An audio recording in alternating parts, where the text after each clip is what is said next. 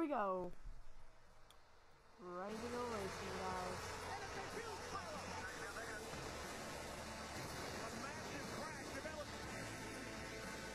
I'm sorry about the orange bar.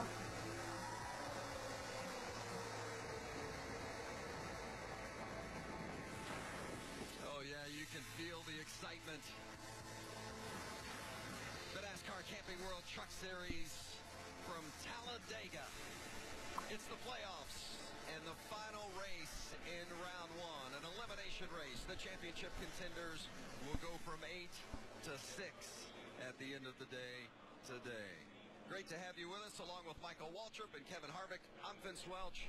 Downstairs, it's Phil Parsons, Hermie Sadler, and Caitlin Vincey. Hello, Caitlin.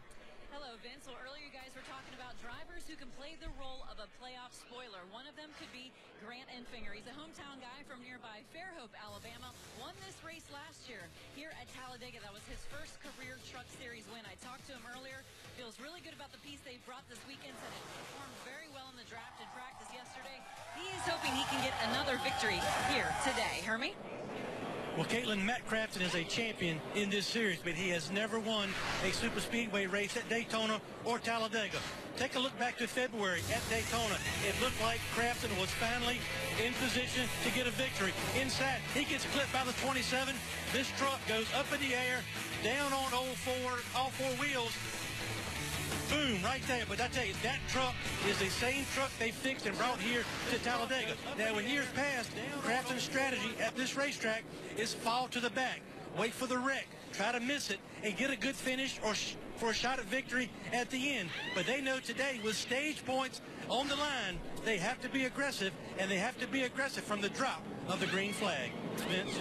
Well, the dynamic of stage racing has really changed how these teams approach this race here today. Take a look at our Camping World track description. It is a special place, Mike. Yeah, I just say wow when I think of Talledega. 2.66 miles. We're going to go in excess of 190 miles an hour down these 4,300 foot straightaways. And guess what? We're not going to slow down any when we get to the corners either. And our Camping World race analysis? Well, as we look at our race analysis, this is just a big old place, and it's a relatively short race. 94 laps, 250.04 miles, and 3 stages. I think that's the biggest thing that probably pops up on this screen that we haven't seen before, because those stages are short, and our pit window is 34 to 36 laps. Every time we come here, Vince, we talk about you lay back, you take it easy. We haven't said that once today. No taking it easy today, that's for sure, as we take a look at our starting lineup. The pole winner has won here at Talledega 3 times for Christopher Bell. Hopes he adds his name to that list today. Stuart Friesen there in the second row. Chase Briscoe and Austin Cindric, the Brad Keselowski racing teammates in row 3. And right on through the field, there's driver after driver after driver who hopes to become a winner at Talledega. And driver after driver after driver who can win here today at Talledega, because this place opens itself up to just the unexpected, and the pack racing lets anybody have a chance. You guys have both won here at Talledega before. More special to win a race at Talledega? To me it always was, because I grew up in Kentucky, and when I was 6 or 8 years old, I would come to Talledega to watch my brother race, and this was like the biggest, most macho track in the world. You know, the highest banks, the fastest speeds. I always wanted to conquer this place. Unfortunately, was able to do it one time. Let's take a look at our onboard cameras that you're going to be getting a unique perspective today. There's Kaz Gralla. You talked about his issues in qualifying. He'll drop to the back. Let's see if we can get a word with Kaz. He's going to start his stealth Chevy from the 12th position. Hey, Kaz Gralla, it's Michael Waltrip and Harvick up in the booth. Do you copy? I hear you, Mike. Man, you got it stacked up against you going to the back. You and your spotter, Eddie, got a plan to get you to the front before this first stage is up? Yeah, our plan is going to the front, so we're gonna have to do that however possible. Hopefully we're able to make it happen. We've only got 20 laps, so we'll have to be up on the wheel right from the start. Take them 3, 4 wide and go for it. We'll talk to you later, buddy. Thank you. Yeah, here we see our next in-car camera here with the number 88 of Matt Crafton carrying the Toyota onboard camera, starting 11th today. Check this view out. We're on the helmet of Myatt Snyder. He's going to start from the 9th position in his Louisiana Hot Sauce Toyota. This is going to be an awesome view. Watching the driver have to have 360 vision. You see the mirror up in the right-hand corner of the screen? That's going to be his best friend today. He's going to watch out that mirror as much as he does his windshield. Driving the LTI printing Ford today is Austin Cindric, who's starting 6th. Cindric, a winner earlier this season in Canada on the road course, earned himself an opportunity to get into the playoffs, and now he's going to try to advance to the round of 6 with a strong performance today. Let's hear from some of the crew chiefs that are going to be biting their nails a little bit this afternoon. Hermie? One of those is going to be Jerry Baxter. Vince, he's the crew chief for Cas Gralla. You have to start at the back of the field for this race. You're 8 points out of the cutoff for the playoffs. How can you, as an experienced crew chief, help your driver get it done today? Well, I just told him, 94 laps, it doesn't seem like a lot, but it's quite a ways. And, things happen so fast around here, so much going on all the time. I just told him don't take no chance at the beginning. Just be patient with it and let Eddie DeHunt guide him through there. He's a really good spotter. So we'll see what happens from there. But I do got to say that the Stealth folks letting us put this breast cancer paint job on, pretty cool. So my sister Cheryl, she's dealt with it for a while, and pretty happy. That's Jerry Baxter. Hermie, Jerry Ken is the crew chief for John Hunter Nemechek. Another team below the cut line, maybe not the qualifying effort you'd wanted. So how aggressive will you be right from the start of this race? Well, we're going to let it start here and maybe go a lap or two and see kind of shaking out. There's some cats up front, not as much experience. And the thing is, we got to be here the whole time. So we're going to be cautious here to get go, but then we're going to let it go because we got nothing to lose. We're going to try to win it all. Good luck to you, Phil. Doug Randolph, your driver, Austin Cindric, is 8 points above the cut line right now, but arguably less experienced here than any other driver. He got taken out of Daytona on the first lap. How do you deal with that? Well, he's done a fine job in practice. He's done a fine job getting better and better all year. Team BKR has done an excellent job getting us some really good starting spots here, and it's just going to be a matter of scoring some points in these segments. All right, Doug, good luck today. Thank you. Back to you, Vince. Thank you, Phil. And as they're lined up and they're getting ready to come to green, remember, stage 1, just 20 laps, points available with each stage. And here's just a reminder of the playoff leaderboard. We heard from Doug Randolph, the crew chief of Austin Cindric. His driver is on the bubble. And we heard from the 2 crew chiefs whose drivers are below the cut line. They need a point swing today. Is Talledega the right place to be if you need a big point swing? Heck yeah, you can go out and make something special happen. A lot of times after practice, you can pick 2 or 3 trucks who might be the favorite to win in a NASCAR truck race. Not here at Talledega. There's 20, 25 trucks that think they're going to be able to pull into victory lane. That's the kind of swing a couple of our racers need today. Now the pace truck is off, and the trucks are lined up and ready. The playoff elimination race. Round 1 of the playoffs. Here we go. Christopher Bell, We're green. the winner on the inside. Johnny Sauter on the outside. And the green waves. We are racing at Talledega.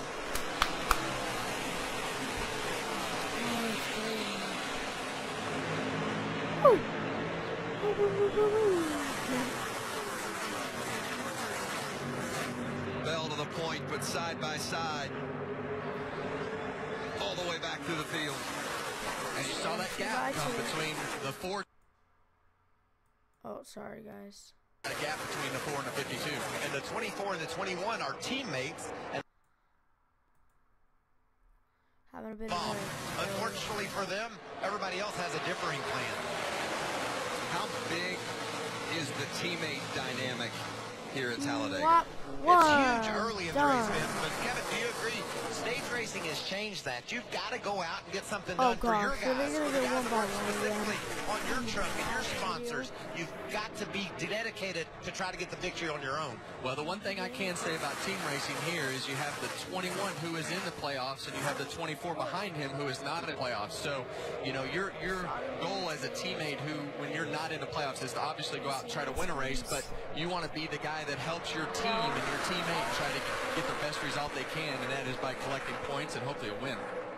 Kevin, remember that 24 truck of Justin Haley was not old enough to race this race at Daytona, but he did come here and win the ARCA race. So he's got a great experience going to victory lane here. He should be a lot of help to Johnny Sauter. And that's very true. And when you're Johnny Sauter and you see your teammate in your mirror, you have a little bit more comfort than you probably would seeing a guy from a different team or a guy who's trying to win the race. And especially in Johnny's case, he's got a teammate behind him that isn't in the playoffs, and he knows the ultimate goal for his GMS team is to win the championship. Sauter, the only one of the 8 playoff drivers who has a win here at Talledega. You can see Castrala is still back in the pack. That just tells you how tough it is to pass. He had one of the fastest trucks here in practice yesterday, but he's only made it up to the 22nd position, and quite frankly, there just isn't anywhere to go at times. He could swing out and go 3 wide, but without the draft, he wouldn't have enough speed to pass these other trucks. Well, the worst thing he wants to see at this particular point is everything that he sees in front of him, and that's a single file line. Because where you want to be on the racetrack at this particular point of the race is on the bottom of the racetrack, and everybody is in a single file line except for these couple, 2 or 3 trucks on the outside of him, but he's not going anywhere. That must be really hard to pass. I mean, this is 190 mile an hour dicing. It's a chess match. You got to be mentally sharp, mentally perfect all day long, and then the physical challenges of running around this racetrack as well. It's just really a tough task today. Single file along the inside. A couple of them on the outside. Riding on board here with Myatt Snyder, and it looks like the truck is really moving around a lot, as we see from this visor cam. Do you feel all that movement as you sit in the seat as a driver? Well, you do, and the reason that you feel it the most is because your head has about, I don't know, maybe a ½ inch of movement, maybe an inch of movement between the padding on both sides. So every time it hits one of those bumps, because the suspension is really stiff in the trucks, your head bounces off the headrest. So if you could imagine driving down the road with your head bouncing back and forth off of something and trying to drive straight, look in the mirror, and do all the things that you're doing inside this truck, it becomes a big challenge. Bill? Guys, remember we had a couple issues during qualifying of this new flap coming up on these trucks, and they really felt like it hurt them. It came Here's up. Austin Centric riding around towards the back of the pack, and you can obviously see that his flap right there is up. So they need to address that when it comes to pit road, but there's only so many things they can do. They cannot tape that down. They have to either repair it or take it off, and taking it off is a problem as well. That's a great view from high up above of how that flap, each of the bed of the truck, each truck has 4 of those flaps that have been put in just specifically for this race here at Talledega. It's the first time they've been used, and the purpose is that if the trucks get sideways and the air gets them, the trucks can sometimes have a tendency to get up in the air, and these flaps help keep the truck on the ground. Well, the one thing I can say, Mike, and you tell me if I'm wrong here, but it looks like that flap is further forward than some of the trucks that we saw in qualifying. And the reason I bring that up is if it kind of gets stuck halfway up, it almost acts like another spoiler and kind of slows the truck down. But when you see that flap up on the 19 truck, it almost is in a spot where it's dead air. And I know aerodynamics we got some smoke out of the 29 there. That's Chase Briscoe, and he's one of our playoff drivers. You can orbit if it gets worse. Just keep your hydrant gauges right there. Let me know. And we're riding along with Myatt Snyder, and there's no oil getting on Snyder's windshield at this point. So that has all the signs of an oil leak. Maybe a loose line under the hood. What do you see, Kevin? Yeah, it definitely looks like it has some sort of obviously slight oil leak that would be a result of a loose line or something. But we don't see any oil on the windshield, so it's really hard to tell. Sometimes there's heat shields and things that catch on fire or start to burn up under the truck. So we'll have to just see if that gets worse or fixes itself. Yeah, wow, man. How do you drive? It's bad. There's a camera on the one behind us. Real bad. Well, and isn't that disconcerting when you know the truck in front of you is losing fluid and you're driving through it? Yeah, and I think right now Come on to the high side here. They're posting us. We're going to pick them onto the high side here. Yeah, so Nascar recognized that it was a tremendous amount of oil from this camera, and they know that he has to come in and fix it. Kevin, you were talking about your head bouncing around in the seat and all the things you're dealing with. Well, now Myatt Snyder can't see. Let's add that to it at 190 miles an hour. His windshield probably picked up enough oil to where now when dust and speedy dry get on that windshield, he's going to have a hard time seeing. Disaster for the 29 of Chase Briscoe, because he is a driver that really needed to have a good day today. Came into this race just 10 points to the good in the playoff picture, and now he's going to have to go to the garage, probably ending his hopes to be one of those 6 drivers that advance to the next round of the playoffs. Wow, that's devastating. You know, the kid worried about, was he going to get in the big one? He's had such a solid season with very little experience in these NASCAR big vehicles, and he's done a great job, but today it looks like it's all going to come to an end for his playoff hopes. Briscoe has been runner-up 3 times. The only one of the 8 playoff drivers that doesn't have a victory. He was hoping that he would get his first here today at Talledega, but it's not going to happen.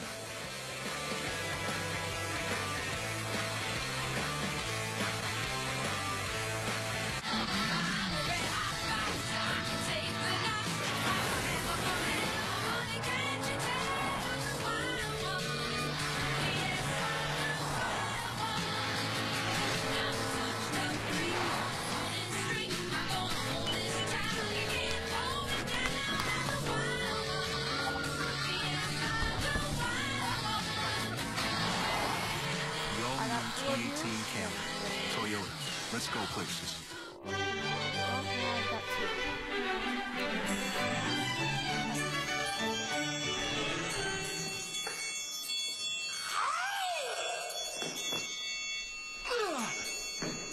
Yeah.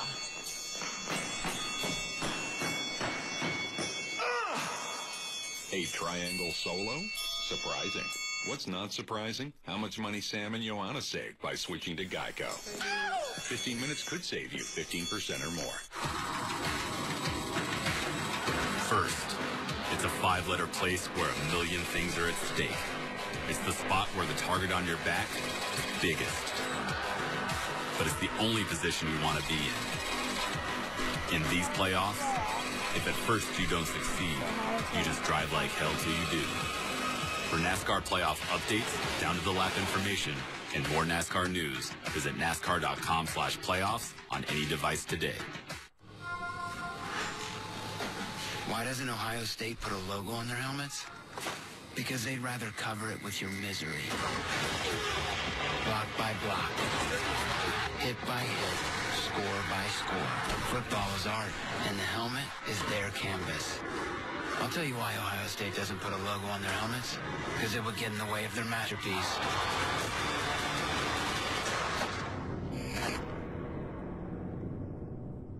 We've been dominating week in and week out. Christopher Bell closes the door with a dominating performance.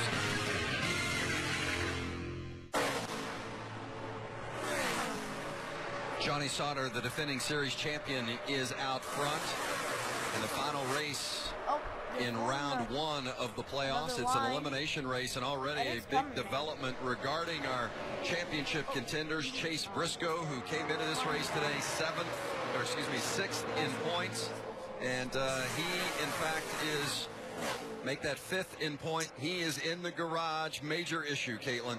Obviously, things are already not going according to plan for the 29 team. All hands on deck, all the road crew mechanics here taking a look. Team owner Brad Keselowski also over here. I heard crew chief Mike Hillman Jr. say, change the radio on every front line we can, do it as quickly as possible. Well, and as Caitlin mentioned, Brad Keselowski, the owner of this BKR team, and it was an engine problem for Keselowski last year in the Cup Series that cost him in this at this racetrack at Talledega in the playoffs and eliminated him from championship contention. And today it happens to one of his truck drivers. Close call there, the 13 of Cody Coughlin and the 83 of Spencer Boyd. Wow, that's lap traffic, Vince. These guys have already caught the back of the field, and you can see how these trucks move around. And anytime you have to change your plan, Kevin, they were running around the bottom of the racetrack. They had to move up, go 3 wide around some lappers. That gets a little tense. Yeah, it does get tense, and a lot of times that's what causes the big wrecks, is when the line has to move and break up and starts to move around. We see the 18 coming to pit road. So Noah Gregson with an issue as well, or are they trying a little different strategy play here, Mike? It's got to be an issue, right? Yeah, that's an issue. I heard him say 4 tires. He must have a vibration maybe that has developed on the 18 truck. He's going to more than likely lose a lap.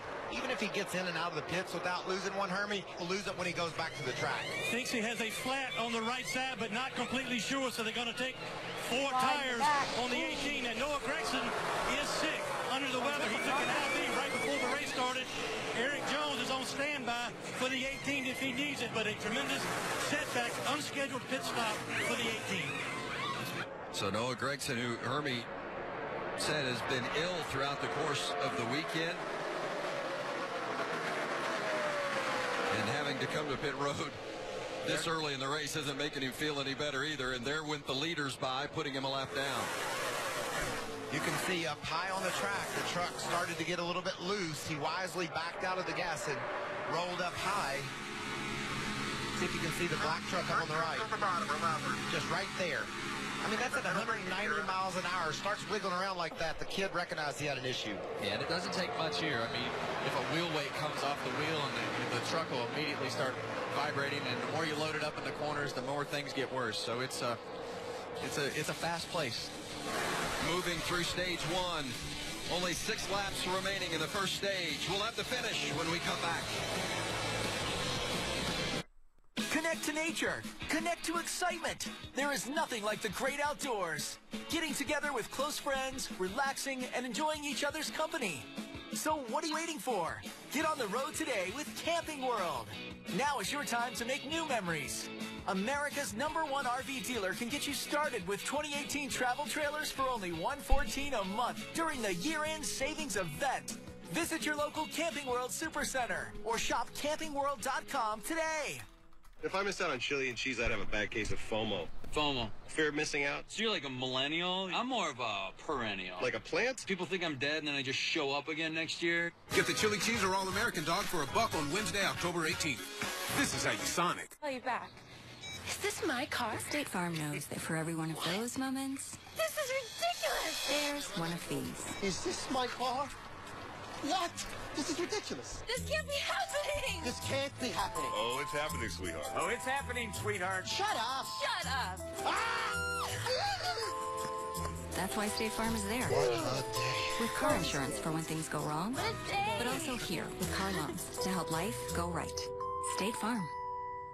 It's time for the Polaris Factory Authorized Clearance. The year's best deals on the world's best-selling ATVs and side-by-sides. Now is the time to buy with rebates up to $4,000. Get started at Polaris.com. Refreshing beer plus the crisp taste of apples. A great combination, like Spanglish. Or it'd be something like Monza beer. But red sounds much better. Cheers. Red's Apple Ale. Together, we beer. Buy one, get one wings are the best. Now, I love the taste of free. To me, it tastes like my garlic Parmesan wings. Really? Yeah. Interesting. I'm just eating the free one. No harm. Boneless wings are now buy one, get one free, Thursdays, 5 p.m. to close. This is how you Sonic. On October 26th, these celebrities aren't in Hollywood anymore. This is way harder than any movie. They're in his world now.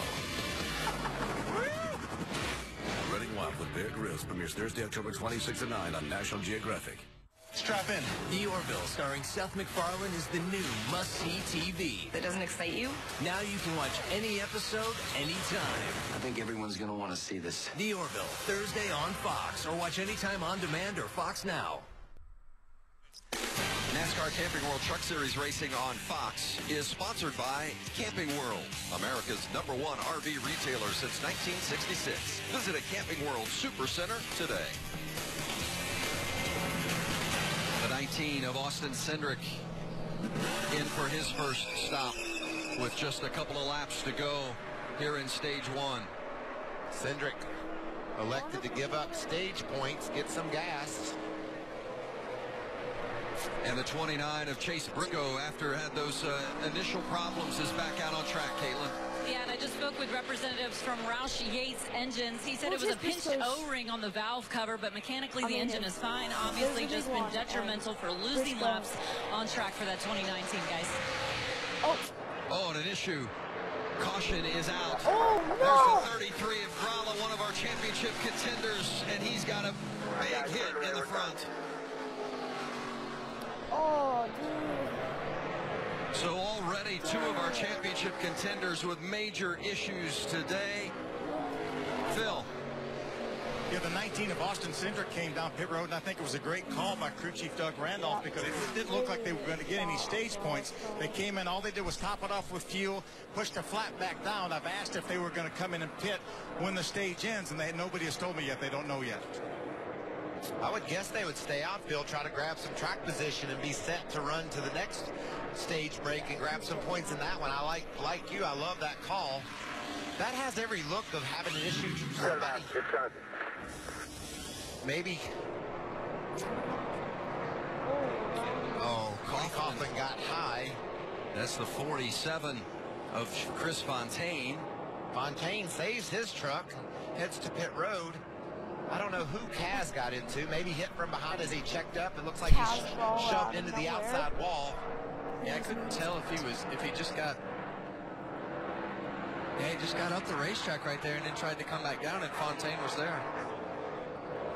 Yeah, it looked like maybe the 16 of Ryan Truex hit Kaz in the back, knocked him into the wall. For some reason, it looked like the 27 of Ben Rhodes lost his momentum there. Probably let off when he saw the contact between the two trucks ahead, and just Kaz was in the wrong place at the wrong time. There was nothing he could do there, just got hit from behind.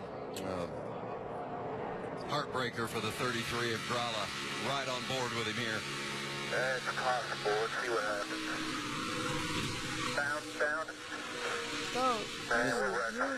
Chain reaction. Chain reaction, yeah. Once they check up right there, everybody's coming up off the corner, and it just gets worse as you go back in the line. There's the damage on the 16 of Ryan Truex, another one of those drivers hoping to get his first career win here today. So Kaz Gralla showed speed in qualifying. In fact, people in the garage talking about maybe he was one of those we thought might have the poles caliber speed in that 33 in qualifying, but they had an issue in qualifying, had to start the race at the back, and now the accident that ends his day and his championship hopes. And for you kids watching at home, this is a great example of why we don't tailgate. That's right. You tailgate, you have issues. It looked like Cody Coughlin swung a little bit wide, got loose. The other trucks backed off the gas. No one could see where they were going. Subsequently, they all wrecked. Some of the damage on the 27 of Ben Rhodes, also our winner most recently at Las Vegas. Don't need to take that up, Ben. So timely caution here at the end of the stage so they can go to work on that 27 truck and get him back in the game. I don't think that's enough damage where he can't still win this race when they make the repairs on pit road. No, I think his damage is definitely less than the 16 of Ryan Truex had there. I think that'll definitely affect his speed. Well, certainly big for Johnny Sauter, who wins stage 1 and not only gets that playoff point, but gets stage points to go along with it. Johnny Sauter, the stage 1 winner at Talledega. Bush, as crisp and cold as a mountain stream, and has the same great taste it's always had. Even the same sound. Bush.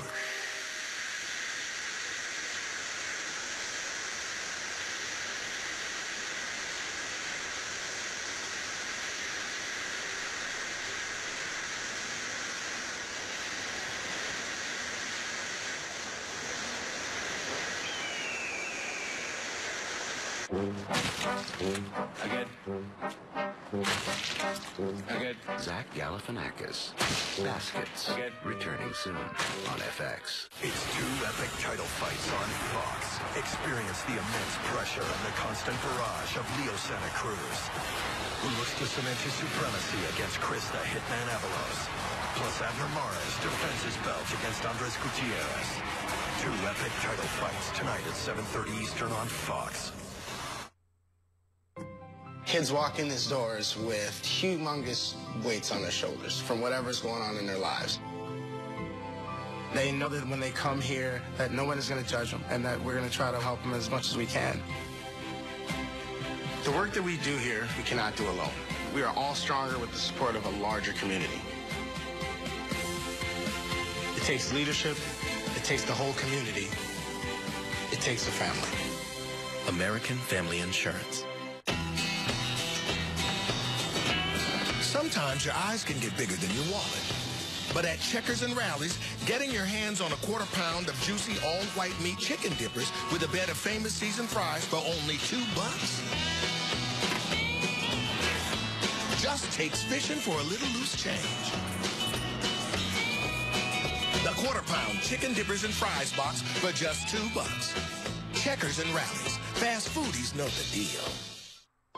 How do you become America's best-selling brand? That looks a little tight. Here, I'll park it. Dad, relax. Whoa, that's neat. Now you're just showing off. You give it tech designed to amaze. You kids have it way too easy these days. That's Ford. And that's how you become America's best-selling brand. Now get up to $4,000 total cash on a Ford Focus, or up to $5,000 total cash on Fusion. Only at your local Ford store now. Welcome back to the Fred Sparcy 250, powered by Coca-Cola. Talledega Super Speedway, the NASCAR Camping World Truck Series playoff race number 3. It's the final race of round 1 of the playoffs. Well, let's find out how the spotters are helping the drivers worry a little bit less. Spotter coverage brought to you by Liberty Mutual Insurance. Keep learning while we're in line here. You know, drag just before the break, kind of back up to that 52, see how it pulls up, how you time your momentum, get all that stuff rolling there. Just keep learning while we're here. Driver Christopher Bell, his spotter, Tony Hirschman. Now, there's their spotters. Obviously, they're helping their drivers worry less. I wish one of them could make me worry less. I'm so sure that something's going to go wrong at this racetrack. It just really sets me on the edge. But Kevin, how important is that for Christopher Bell to learn those lessons while you think he's just riding in line with the pack, but he's actually seeing how he can position himself with the other trucks to get a run to make a pass? Well, it's a constant evolution as we go throughout the race of what you can do, what you can't do, and get that timing down to try to figure out how to pass people. You see Johnny Sauter, our Stage 1 winner, and the points that come along with the Stage 1 results. Christopher Bell there in the 4, of course, already a winner in the playoffs. Matt Crafton in there as well, as is John Hunter Nemechek. They're coming to pit road. Johnny Sauter leading the way, then Justin Haley, Christopher Bell, Stuart Friesen, Myatt Snyder, Matt Crafton. Well, Justin Haley is not a playoff contender, and his crew chief Kevin Belcourt told me that allows them to be extraordinarily aggressive to go after this race win here today. So far, they're pretty happy with that truck. Just reminding his driver to not speed, don't slide your tires. Hermie. Johnny Sauter has a brand new truck. Wins Stage 1. It's fuel only for the 21. He's down and away. The 4 truck of Christopher Bell, left side tires on the 4 of Bell. What do you think about that, Mike, in regards to some not taking tires, Bell taking left side? If my truck was handling good, I don't need any tires. Just get me that track position. Get me back out in front of this field. Now, with the 27 of Ben Rhodes, we saw that damage on the front. This team needs to make a plan and execute that plan so that he can contend for this win later. If there's good news for Ben Rhodes as you look at that damage, it's that he won our most recent race at Las Vegas. He is already secured into the next round of the playoffs. So it's not disastrous for Rhodes by any stretch. Well, it's off to a great start for Johnny Sauter. He's our Stage 1 winner, Kevin. Johnny Sauter, Kevin Harvick up in the Fox booth. Great job on that first stage there. But we want to know how much of a distraction for you when you look in your mirror, because we know how important that mirror is to keep your track position, is that flap when it comes up. Well, 24 teammate GMS truck gave me a good push there. That ultimately we got us our Allegiant Travel Chevy in the lead, but you can't see anything, honestly. I can't see anything when that flaps up. So I just told Tab, I said, listen, you know the deal, I can't see. So I don't know if that's good or bad, but if it pops up again, we'll be in the same predicament. Well, I think you're probably in the same category as I am. You can't see as well as you used to anyway, so just keep that thing going forward. But when you have your teammate behind you, how much more comfort does that give you to know you can not have to worry about playing as much defense when he's back there? Yeah, I mean, it's obviously really comfortable. Obviously, we all got Hendrick horsepower, which never hurt, and all of our trucks have been super fast down here all weekend. So, but it's good. You can expect a push when you need a push, and hopefully don't get a push when you don't want one. So it's all good. That's why we're here, and we're going to try to work together so at least one of us has a shot to win this race. All right, man. Thanks for talking to us. Good luck. 10-4, thanks. Seemed pretty calm, didn't he? Forgot they can't see. Great stuff from Johnny Sauter. Stage 2 when we return.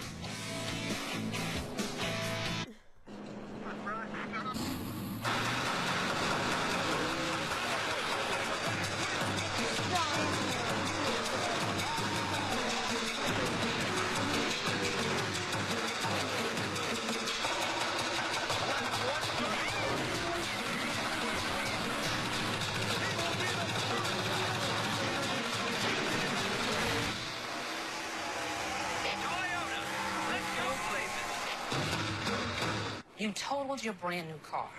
Nobody's hurt, but there will still be pain. It comes when your insurance company says they'll only pay 3/4 of what it takes to replace it. What are you supposed to do? Drive 3/4 of a car? I mean, Austin. Now, if you had Liberty Mutual new car replacement, you'd get your whole car back. I guess they don't want you driving around on 3 wheels. Smart. With Liberty Mutual new car replacement, we'll replace the full value of your car.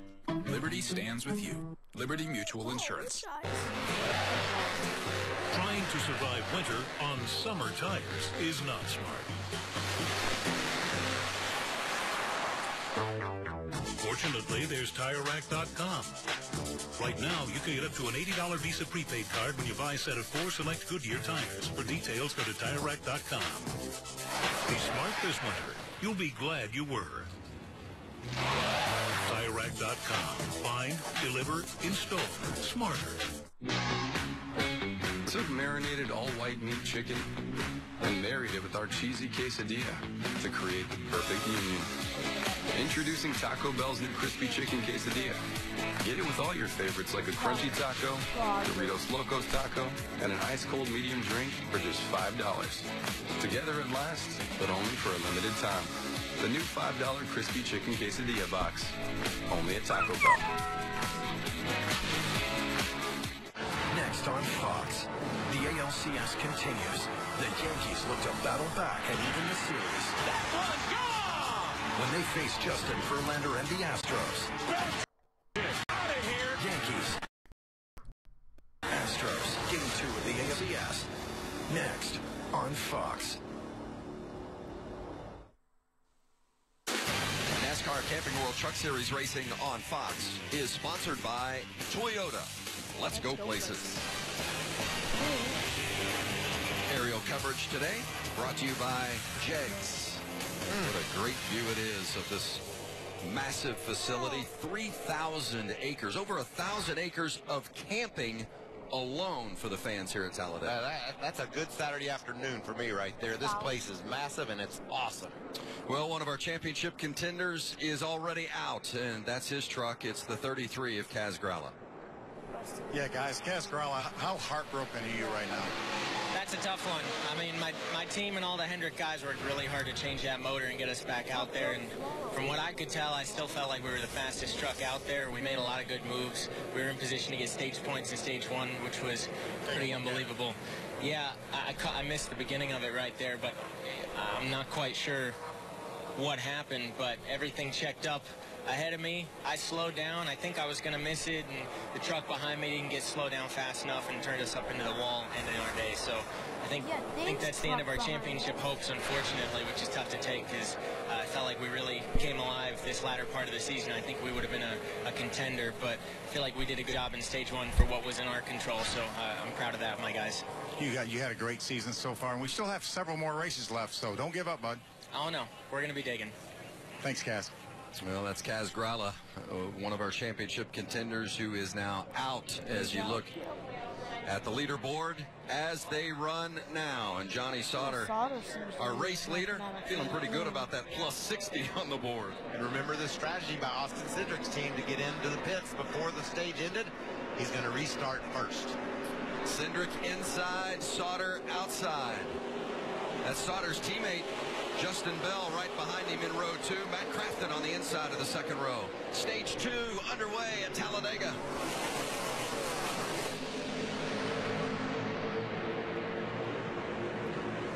Great start by Johnny Sauter on the outside. He had to anticipate when Cindric in the 19 truck was going to go. He did that perfectly. He's lined up with his teammate, Justin Haley, right on his bumper. Can they push to the front again? There you go. That's all about that timing of how much you can push each other without staying attached too long so that NASCAR gives you a penalty. So you see the 24 of Haley and the 21 push themselves out in front again. That's a great point, Kevin, because you can't lock on to that bumper of the truck in front of you because if you push too long, that is a penalty. Is that Is that difficult to do, to just keep that little bit of space between the two vehicles? It is. It's very difficult because basically you latch on and you have to drag the brake to pull yourself off that truck in front of you, because when these trucks get really close to each other, they're like magnets. They want to be bumper to bumper. So you have to use the brakes to pull yourself back, and then you let off the brake and it pulls you back forward. So it's almost like a bump on, bump off. And watch the flap on the bed of the 21. It pops up right there. Just the change of the air pressure from the truck behind him pushing on him opened up that flap. That flap is there. The same thing for the 19. Those flaps No, are there to get air out from underneath the trucks in didn't case challenge they spin that around. theory. So they don't go up in the air, and the air is just moving those flaps open and closed. I thought it was interesting that Johnny Sauter I told you, think Kevin, that when he was interviewed pretty him there, that he couldn't see anything out the back of the truck when that flap comes up. When you're racing these super speedways,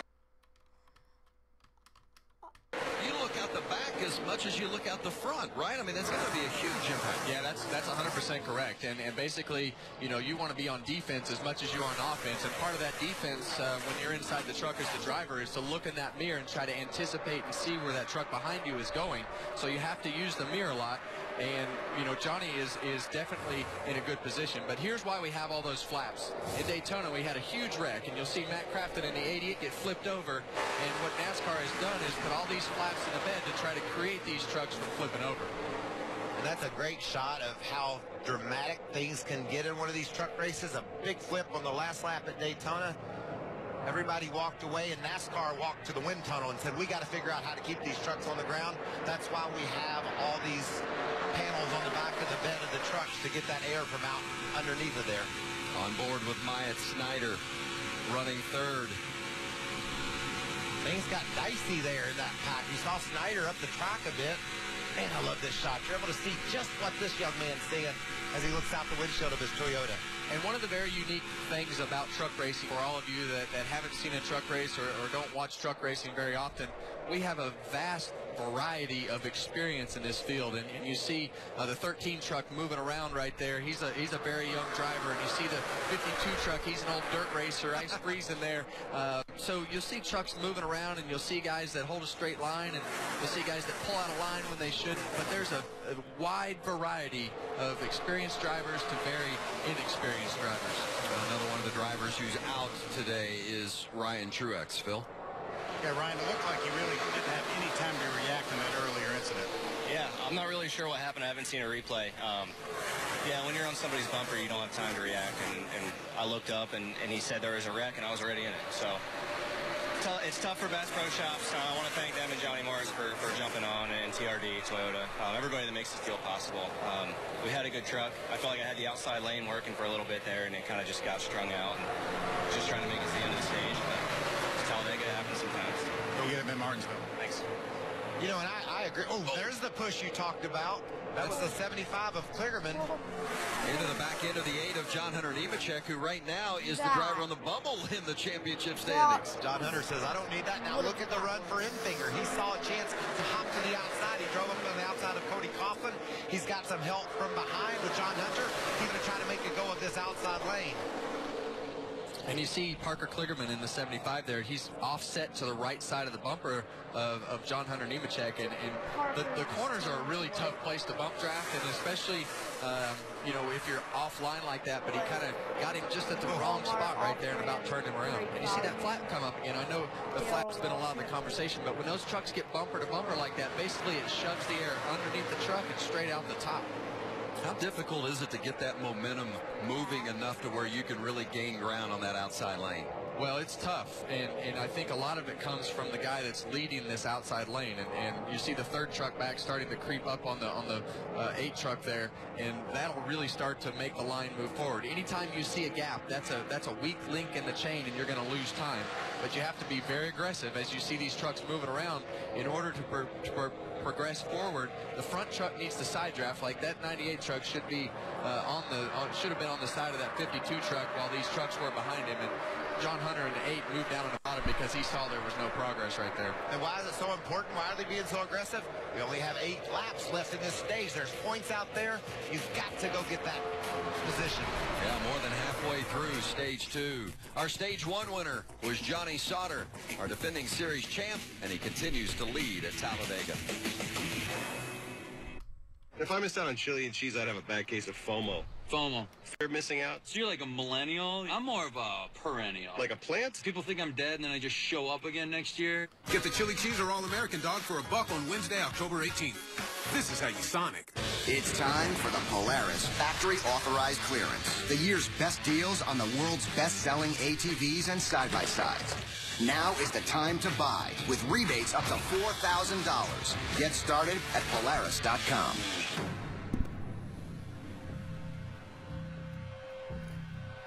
Come on, baby. Guide us home.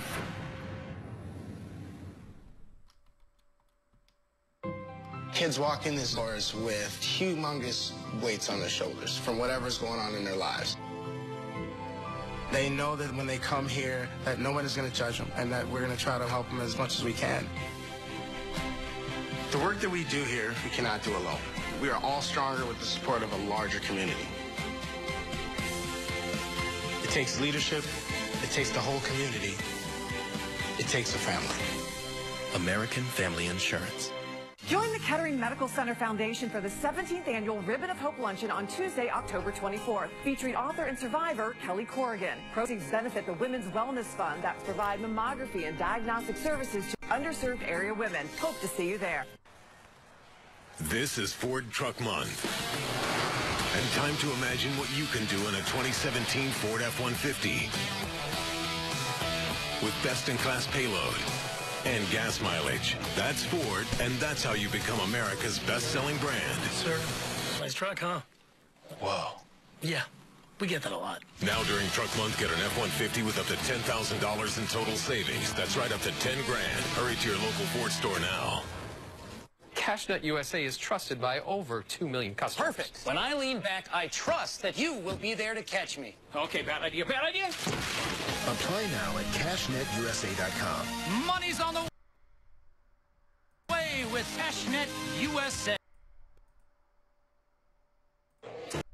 Each other without staying attached too long, so that NASCAR gives you a penalty. So you see the 24. Oh, I accidentally. Game 2 of the American League Championship Series.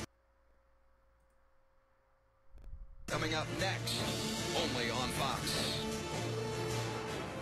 Astros won the opener 2-1, and the playoffs have been so exciting this season.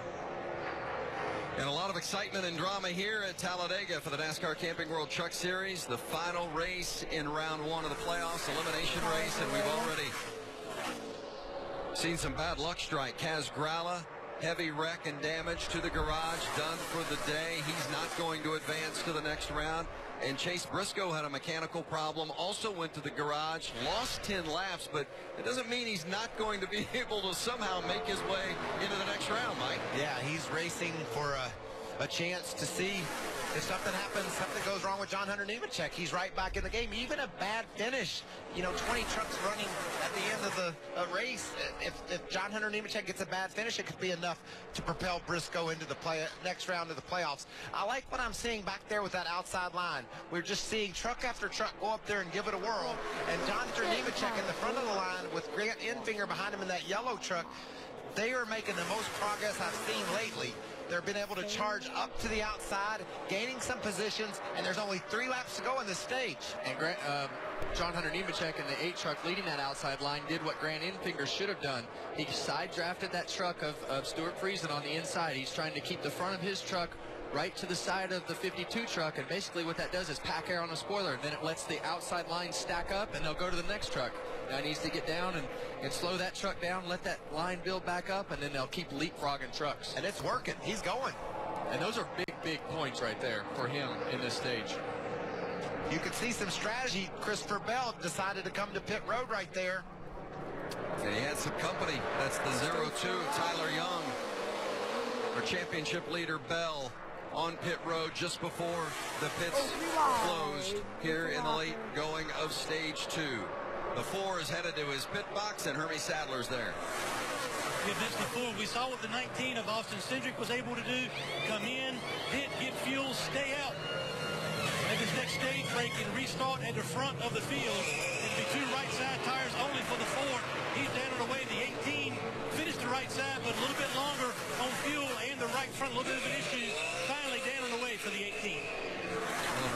Christopher Bell, our championship leader, came to pit road earlier and took left side tires only, so now he gets the right side tires.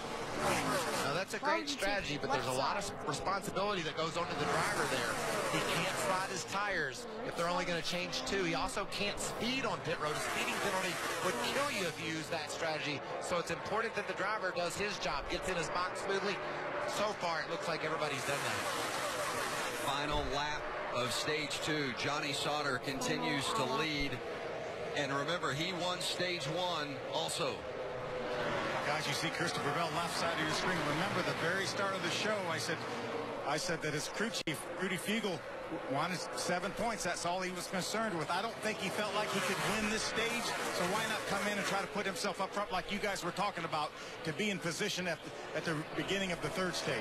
Some lap traffic, thanks Phil, some lap traffic, and the leaders have to move up the track to avoid them. Sauter continues to leave it. How about Nemechek as he moves into that 6th spot? These are going to be some big stage points for John Hunter.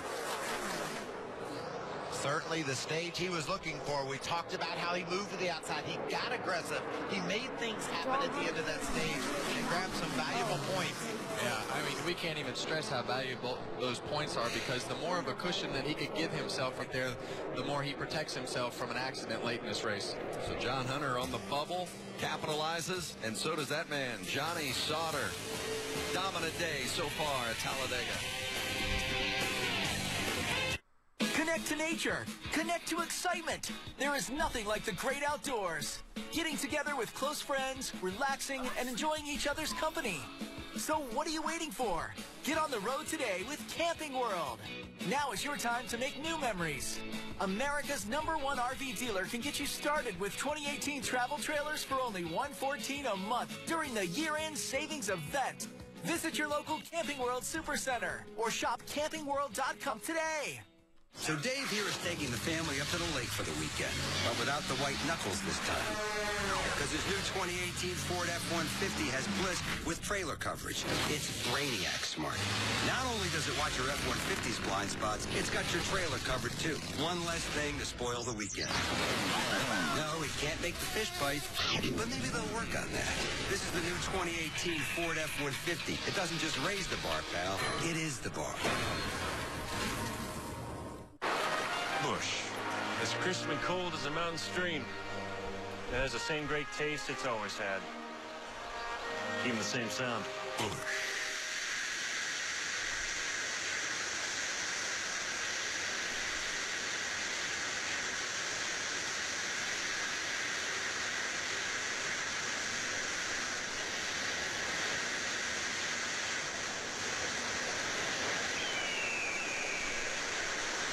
Mom, I just saved a lot of money on my car insurance by switching to Geico. I should take a closer look at Geico. You know Geico can help you save money on your homeowner's insurance, too? Great. Geico can help insure a mountain chalet. How long have we been sawing this log? 114 years. Man, I thought my arm would be a lot more jacked by now. I'm not even sure this is real wood. There's no butter in this churn. Do my tries look okay? Take a closer look at Geico. Great savings and a whole lot more. Buy one, get one wings are the best. I love the taste of free. To me, it tastes like my garlic Parmesan wings. Really? Yeah. Interesting. I'm just eating the free one. No harm. Boneless wings are now buy one, get one free Thursdays, 5 p.m. to close. This is how you Sonic. Tell me how to find the mutant underground. What happens after?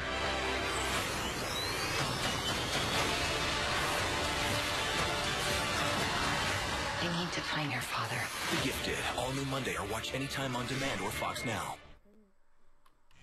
NASCAR Camping World Truck Series racing on Fox is sponsored by Ford. Going further so you can. Talledega Super Speedway. The fans are ready for a big weekend of racing. It begins today right here with the Camping World Truck Series. The Monster Energy NASCAR Cup Series runs here tomorrow as we look at our points earned from the first 2 stages. Those are big points for John Hunter Nemechek. We've talked about that. Christopher Bell, he's just looking for the win. He wants those playoff points that come with the victory at the end of this race. Yeah, I think we saw that from Christopher Bell right there with his strategy. Obviously, He'd have loved to have won the stage, but realized he wasn't going to, and now he's put himself, when everybody pits here, he's going to put himself as the leader of this race. Now, Vince, this is the Camping World Truck Series. This is Camping World, isn't it? I've never certainly seen looked like it, didn't it? Never seen more campers gathered together anywhere in my life. Such a great atmosphere and environment for our race fans. And if you've never been to Talledega and you consider yourself, you don't even have to be a race fan, a sports fan of any type. You want to go to the biggest events at the biggest places, well, this is one you got to put on the bucket list. This right here is the world famous Talledega Boulevard. And in the evening there, people will do karaoke, play that game where you throw those bean bags at boards, and just generally have a good time. And last night they had a big party out there. All the race car drivers were out signing autographs for the fans. It's just a great festive time. You never know what you're going to see on the boulevard. Guys, remember Kevin was talking about Christopher Bell coming in a couple 3 laps early before the end of the stage.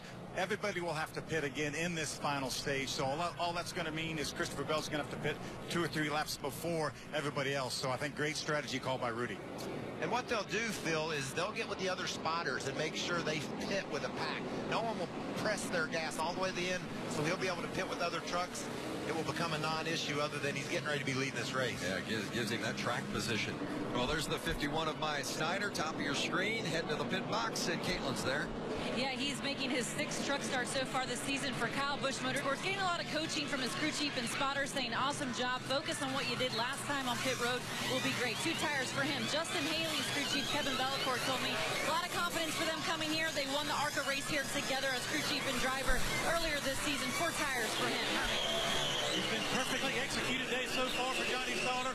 This time they got 4 tires and a little bit of a wedge adjustment on the 21, but max points so far for Johnny Sauter today. There you see 2 tires or 4 tires. The positions gained or lost. John Hunter Nemechek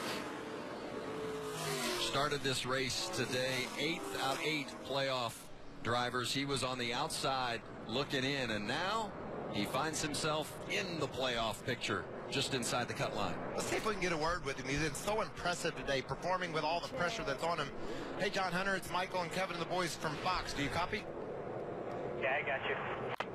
What a great job today. Your back's against the wall, but you've been able to put that truck in the top 10, gather up those stage points. Do you have something under that you can go win this race now?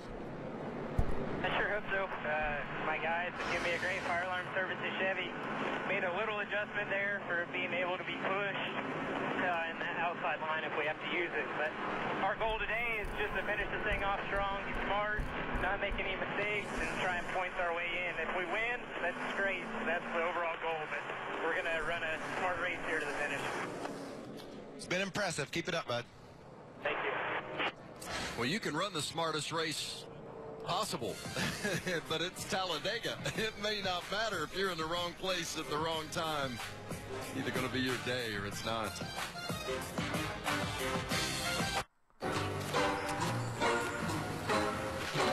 I love you, a bushel and a peck, a bushel and a peck, though you make my heart a wreck, make my heart a wreck, and you make my life a mess, make my life a mess, yes, a mess of happiness. While other insurance companies just see a house, we see the home you've worked really hard for.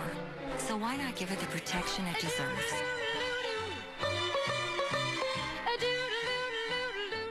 If I missed out on chili and cheese, I'd have a bad case of FOMO. FOMO. Fear of missing out? So you're like a millennial? I'm more of a perennial. Like a plant? People think I'm dead and then I just show up again next year. Get the chili cheese or All-American dog for $1 on Wednesday, October 18th.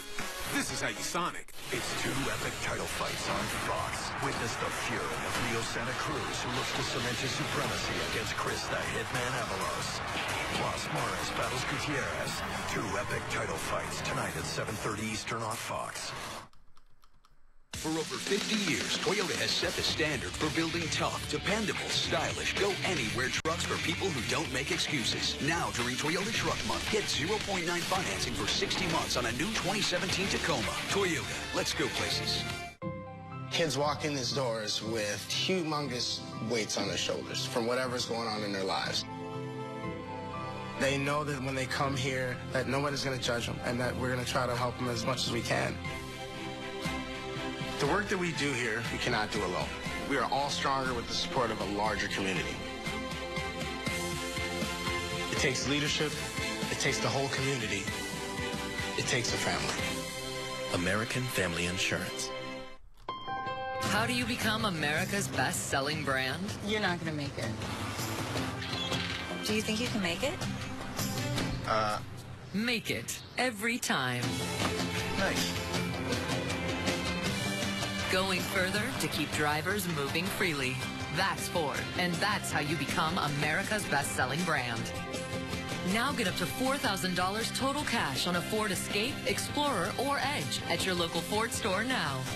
When money's tight and emergencies arise, CashNetUSA.com is available 24/7 to deliver quick loans for approved customers when they need it the most. Apply now at CashNetUSA.com. Money's on the way with CashNet USA. Certified Mazda CX-5 from $13,900. Purchased with confidence at Jeff Schmidt Mazda.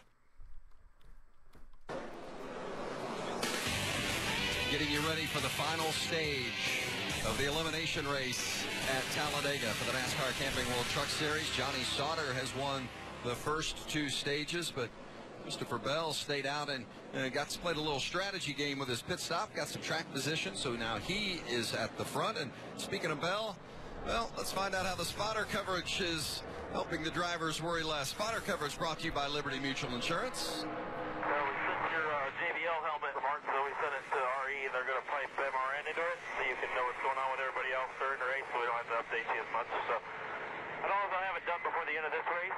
We can change helmets on the last pit stop, but we'll have it by Marksville. Liberty Mutual spotter coverage, of course, being sarcastic there. I think there's a good look at the spotters in regards to maybe what Christopher Bell's wanting to know from an information standpoint. As a driver, do you want that information, or are you just as to where you sit in the point standings, or you just want to go? Well, it sounds to me like Christopher Bell might be a little bit like me, because when somebody spins out or wrecks or there's something going on, I already have it in my head as to what's going on for the weekend when I get there, so I want to know what just happened, but I think for me, I'd rather not have a constant update of you're this many points ahead, or this guy's in, or that guy's out. I think you want to focus on what you're doing and let the crew chiefs and the engineers have everything that they have up on the pit box of the constant running order and the points and everything that goes with it. So Christopher's in a pretty comfortable spot, so he probably wants all the information because it doesn't matter. Phil? Yeah, guys, I was keeping an eye on Tyler Young in the 02 truck because he was having a great run running up in the top 10 when Christopher Bell came to pit road before the end of that second stage. Tyler Young came with him. Same exact strategy. Remember, Tyler Young doesn't run all the races, which don't mean anything to him. So I asked Chad Kendrick, I said, what's the deal on this tire here? He said, well, Tyler was a little bit aggressive getting to pit road. He said that really cost them from being on the lead up. They would have been running second, but they had to take the waiver on there at the back of the pack right now.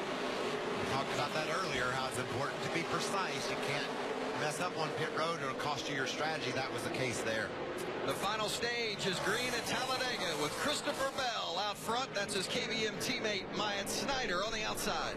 And Johnny Sauter's trying to push him along. Sauter's been out front this whole race. He finds himself back in the 4th position. And remember, Kevin, he can't see out the mirror because of the flap on his deck lid.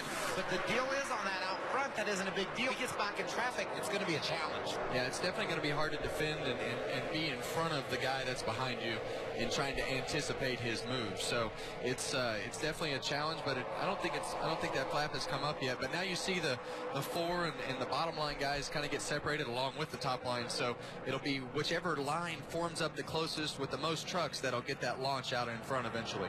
Sauter's got a good push on the back of Snyder. Snyder's able to inch ahead of the 4 truck down on the bottom. That's Christopher Bell. Now remember, Johnny Sauter in that pink truck, there's the defending series champion, Myatt Snyder, in front of him, who Sauter is pushing. This is just his 7th career start. Not very experienced at this kind of racing, although he did run the season opener at Daytona. Yeah, but Vince, there's nothing that could prepare this young man for this situation. Trying to get a push from Johnny Sauter in the back. You can see all the aerodynamics that's going on there. Snyder makes it by, and Sauter comes with him. Myatt Snyder to the front, the leader at Talledega. And I guess you could say that this is trial by fire. and the experience that he's getting. But there really is no better experience than when you have a guy like Johnny Sauter behind you in the 21 truck that has years upon years of racing experience, and you're out there being pushed by him and getting and knowing that it's pretty safe with the guy behind you, that he knows what he's doing. I tell you, that 13 truck is loose today. We've seen him sideways a couple of times, and he's trying to push out front with a big shove from the 75 of Parker Kligerman. Kligerman, a former winner here at Talledega, won in 2012, and he's trying to give Cody Coughlin a push so they can get to the front. Watch this duo here. This has been edgy at best. It's amazing the speeds they're running and how much those trucks are moving around. Look at Kligerman on the outside. Give this 13 a push. Now, is Kligerman locked on that back bumper a little bit too long? Well, NASCAR has the same video that they can take a look at and make sure that he isn't locked to him. It looks like he's bouncing on and off the 13 truck like Kevin explained earlier. A perfect job. Those two are going to get split up maybe? Snyder on the inside, and Coughlin still trying to finish the job and get the lead on the outside with help from Kligerman. And I can tell you, Parker Kligerman is doing one heck of a job of coming on and off of that 13 truck. Like Ben said, you can't stay attached, but he'll get to him and he'll push him, and then he'll come off just a little bit, get right back to him. And I think the guy who's the best at that is probably Joey Logano in the Cup Series when he does the Xfinity races. But obviously everybody's been watching and learning very well. There was a moment there, the whole front of the pack got scattered apart. As we ride along, you can see Kligerman to the front on the bottom. Coughlin's going to be behind him. Where did Johnny Sauter go? Looked like Sauter got off the back bumper of Myatt Snyder. That killed Snyder's run, and it enabled Coughlin and Kligerman to get past. And Parker Kligerman goes right to the front for the lead, and Stuart Friesen is on the outside making a move. Well, we see another guy up there, Noah Gragson, who had some trouble earlier in the race and got his lap back and now is sitting there in fourth spot. What about Clay Greenfield in that 68 truck? He's all the way up inside the top 5. This is what we told you at the beginning. Anybody can race to the front here at Talledega and have a shot at it. Well, and you mentioned the issue that the 18 had, Noah Gragson. A loose left rear early in the race brought him to pit lane on a unscheduled stop, and now he's right back in the mix. This is Greenfield's shining moment here. He's got that red, white, and blue Stars and Stripes truck right up near the front. On board with Myatt Snyder. And you heard him get out of the gas right there. And as a driver, you have to make that decision when you're coming up on a vehicle in front of you. And in these trucks, they catch up pretty fast. So you got to decide, do I want to let out of the gas a little bit or drag the brake? Bill? Guys, remember we looked at the 27 and all the damage he had from that earlier incident, but that's the third truck in line on the outside. You guys said it. Just because you have some damage doesn't mean that you can't go to victory lane here at Talledega. No, and he's in a great spot, Bill. He's got some good momentum up there, pushing along.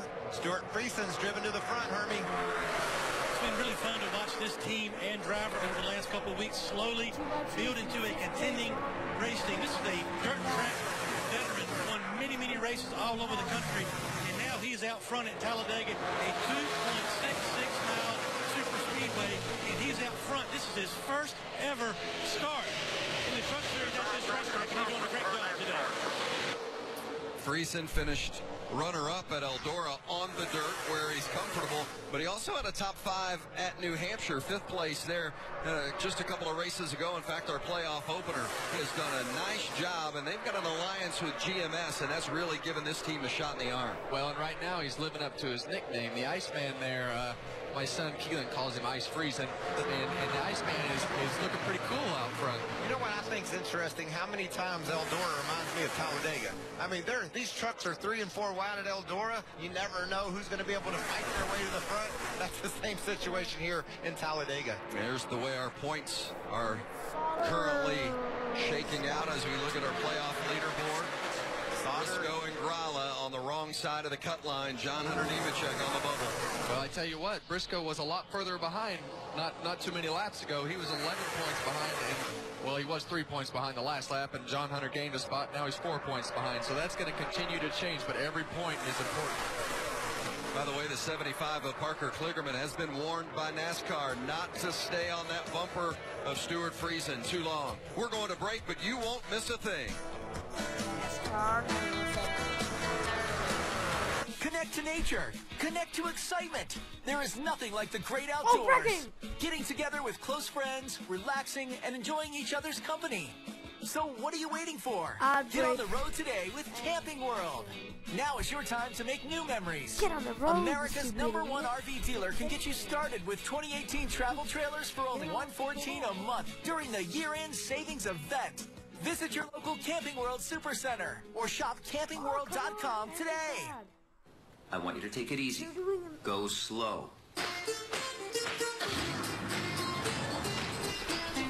on, Mom. Work, Sinora, work your body liner. Work, Sinora, work it all the time. That candy, my candy, my craft. For the ones who keep pushing, always unstoppable. This This is the 2017 NASCAR playoff. also, 16 drivers have been traveling along this perilous path. Long and winding, filled with the unknown.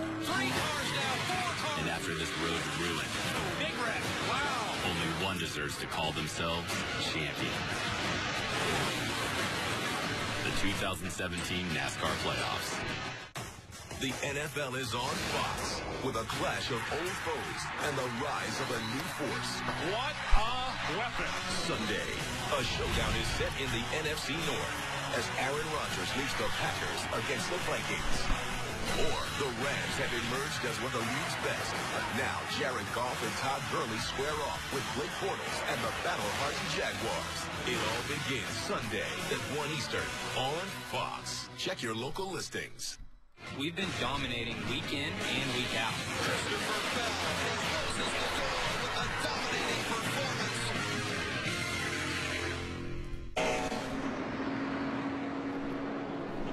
Back to Talledega, and as you saw during the commercial break, an accident involving 4 trucks, including this 88 of Matt Crafton, one of our championship contenders, and even the heaviest damage was to the 8 of John Hunter Nemechek, who's currently right there around the bubble in regards to the playoff leaderboard. Hermie?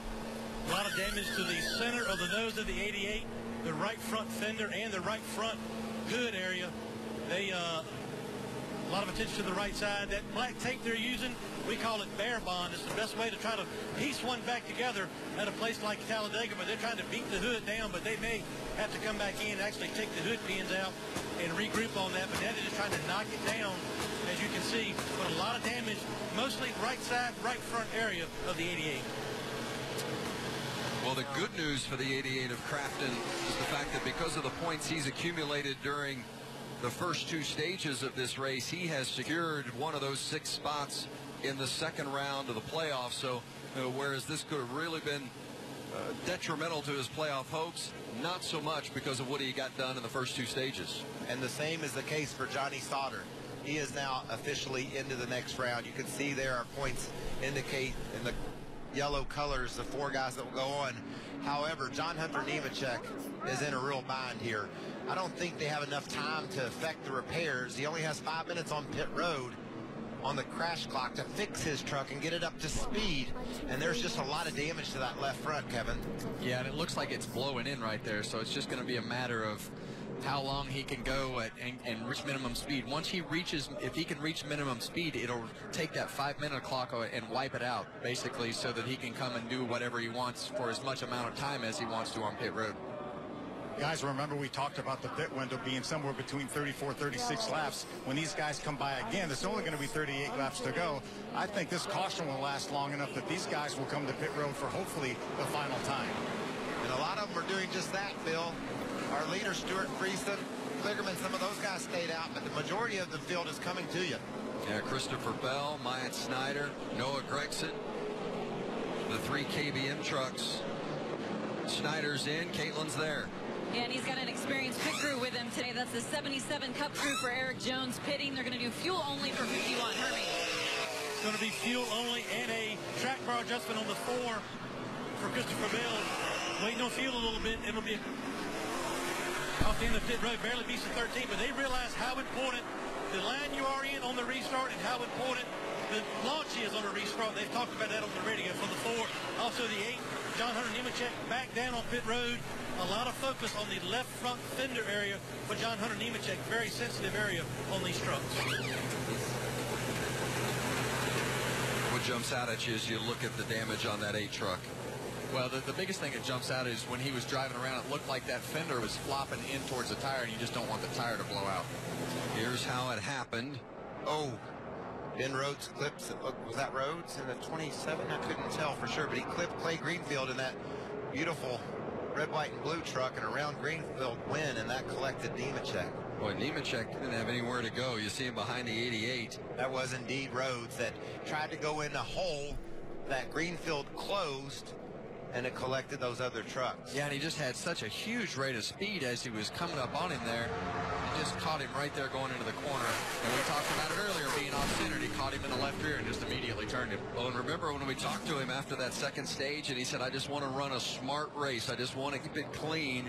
And we talked about the fact that you can run smart, but sometimes you're just a victim of somebody else's situation, and that's exactly what happened with John Hunter Nemechek. Yeah, and that's just the case here at Talledega and Daytona. You can run all day and have everything go your way, and it just takes one mistake by somebody else, wrong spot, wrong time, and this happens. Matt Crafton had a ringside seat for that tussle. They're wrecking behind you. They're wrecking behind you.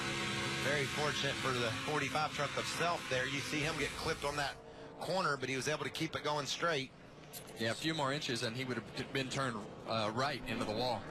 So Nemechek, Crafton, Greenfield, and Regan Smith all involved.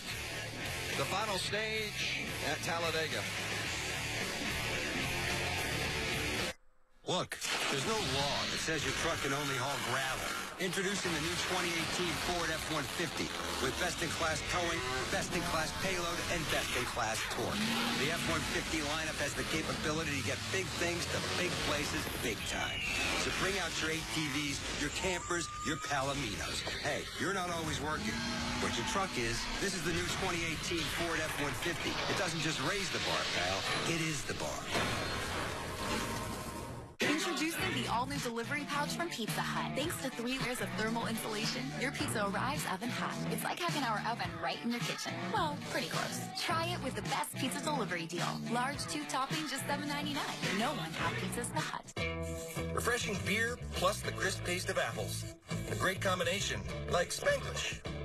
Or it'd be something like Monza beer. But red sounds much better. Cheers. Red's Apple Ale. Together, we beer. Calling all thrill seekers, all adventure addicts to Homestead Miami Speedway. Calling all super fans and the rookies too. Calling all campers, all concert jammers, all tailgate greats, and all memory makers. This is the big one, the epic ending to the entire NASCAR season. This is Ford Championship Weekend. November 17th to the 19th. Go to HomesteadMiamiSpeedway.com for tickets. Why doesn't Ohio State put a logo on their helmets? Because they'd rather cover it with your misery. Block by block. Hit by hit. Score by score. Football is art, and they were getting away with a masterpiece.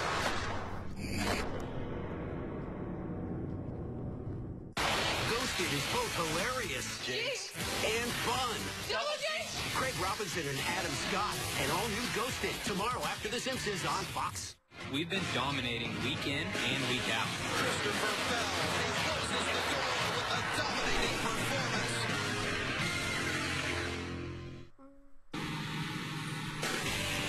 Under caution at Talledega, the NASCAR Camping World Truck Series playoff elimination race. About 36 laps to go as we take a look at our Ford track facts. A couple of the Ford drivers for Brad Keselowski Racing, Austin Cindric and Chase Briscoe. Briscoe had an issue early, had to go to the garage, was 10 laps down at one point. But that doesn't mean that his playoff hopes are coming to an end. He's still right there in the mix, 7 points on the outside right now. And that's considering where John Hunter is right now, and he's got some serious damage to his number 8 truck. And by the way, Briscoe's getting ready to pick up of position on Regan Smith. Smith's out of the race, off the track, so that'll be one more valuable point. This is going to go right down to the wire, it looks like. It'll be interesting, Kevin, to see if they made good enough repairs to the 8 that he can keep up with this draft, get off the caution clock where he doesn't have to be has to get his work done in less than 5 minutes, and he can go to work on it again on the next caution. Yeah, I think the biggest concern that you have when you're the team at this particular point, obviously you don't have a lot of time, but the biggest concern you have is not having a tire rub. If he can not have a tire rub, I believe he'll meet minimum speed, so we'll just have to wait and see if anything rubs. How much of that damage, how does that impact the handling of the truck from inside? Oh, it's going to handle not near as good because the left front fender's torn off, and there's a lot of things that are torn up on it, but really it's just about minimum speed and trying to minimize the damage, because right now he's in by 7 points. So if they can not have catastrophic failure here with a tire or something and have something go wrong, he's still got a pretty good shot of making the playoffs to the next round. Hermie? Want to update the 18 again, Vince, real quickly. Noah Gregson went from a lap down back to the front, but is still having an issue with the left rear. Remember, early on they had an unscheduled pit stop. This last time down pit road, they put a wheel spacer on the left rear to make the lugs go on a different set of the stud to try to find out what that vibration is. They're trying to finalize and find out what's going on with this 18. It's a big restart for John Hunter Nemechek and Chase Briscoe. Those guys, their playoff lives depend on the trucks being up to par. We'll see what happens. Stuart Friesen on the inside. Parker Kligerman, a former winner here on the outside. Green is out, racing again in the final stage at Talledega. I love that move Haley made. He was able to get to the bottom. That not only got him the second position, Kevin, but it put him right in front of his teammate, Johnny Sauter. Christopher Bell giving a push to the 75 of Kligerman. Oh! Friesen gets out of shape. Well, we saw that inside line. We saw Friesen kind of get 3 or 4 car lengths in front of the truck behind him, and that allowed those 3 trucks on the outside to get bumper to bumper, and 2 of them out to the lead. Myatt Snyder on the outside lane. You don't want to be on the outside lane. That's him in that 51. The only way you want to be out there, Vince, is if you make it happen. If you jump up there and get some push. Don't be coming your way. Not there yet. Inside. Whoa. Yeah, that was just Friesen coming up to get a side draft off, and the truck on the top just kind of came down just enough to where he got loose and hit him in the right front, and Friesen luckily saved it. Regan Smith, one of the 4 drivers involved in that most recent accident that brought out the caution, has been checked and released from the care center. All the trucks involved that also have been cleared from the 5-minute clock. And that's big. There's the damage of Nemechek. That's big for Nemechek. He's now back in position to grab that last playoff spot. Well, and what's interesting is Regan Smith is the only truck in front of Chase Briscoe that's off the racetrack. So Briscoe is, like you said, going to get around Regan Smith, and that's going to put John Hunter Nemechek and Chase Briscoe tied. So here come some of those front runners to pit road, including the driver who is leading the race, Parker Kligerman at 75. There's Justin Haley in the 24. Friesen and Sauter there as well, making their pit stops. It's going to take them to the end. Well, I said Chris Fontaine would find his way to the front of that 47 truck. He was there, losing some ground on the outside, but he was right up beside Cody Coughlin, our leader. Hermie. Johnny Sauter got 4 tires last time down pit road, so this allows this stop to be fuel only, down and away for the 21.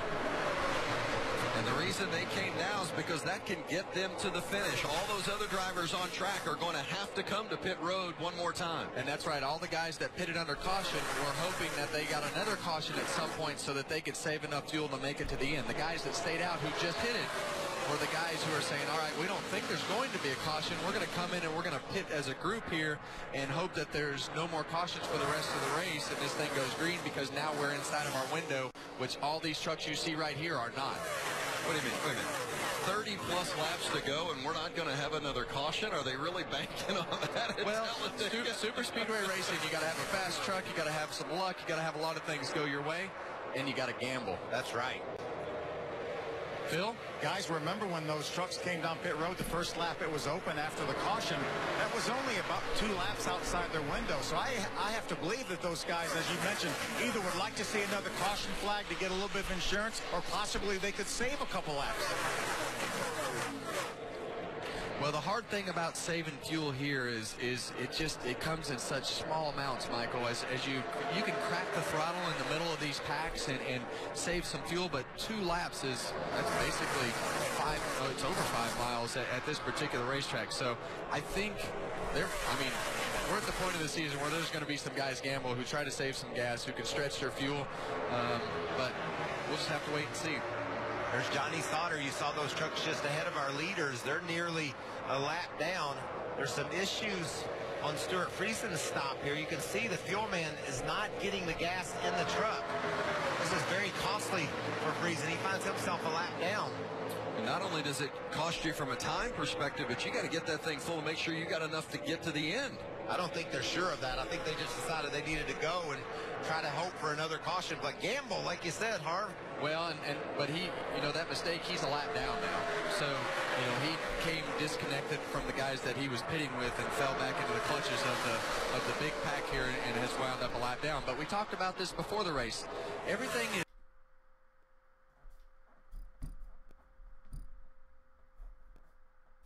the same here. You come to pit road, you exit pit road, but the trucks don't stop as good like they normally do. The ride heights are different, so everything just feels a little bit different here. They don't do everything quite as well on pit road, so the timing is a little bit different. That was obviously just a mistake on getting the fuel in there, but so much happens in such a short amount of time here, and when you have a mistake on pit road, it is just magnified a whole bunch on the racetrack here. What about that truck out front? Cody Coughlin pacing these guys. Last year's winner, Grant Enfinger, right on his bumper, pushing. Guys, remember, Cody Coughlin has been getting better and better. Michael, we've talked about it every week. He had his best career finish 2 weeks ago at Las Vegas when he finished 6th. And right now, he's got a great head up on the spotter stand. Terry Cook, a multi-time winner here in this series, guiding him. I'm going to go back to the 6th position. Bill, another guy, Spencer Boyd, just running in the 6th spot in that 83 truck. He finds himself in contention. You can see him coming into the shot there. Also, just the 3rd start of the season for Boyd there in that 83. That is awesome to see these guys. We talked about at the top of the show how these long shots can come through at Talledega and have a chance to run up front. Clay Greenfield in that red, white, blue truck, he was in a crash. He's back in the top 10 along with Chris Fontaine in that 47. This is just good stuff. Well, and that's what we talk about. Talledega is just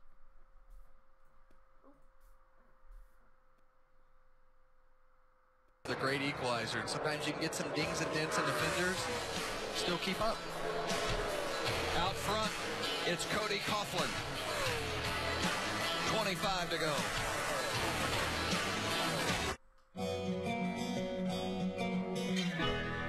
Could be my love, even if the sky is falling down. I know that we'll be safe and sound. So many Americans struggle with finances.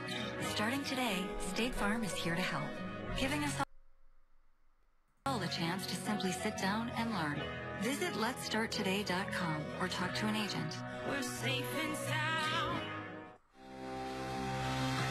I can do more to lower my A1C. And I can do it with what's already within me. Because my body can still make its own insulin. And once weekly Trulicity activates my body to release it. Trulicity is not insulin.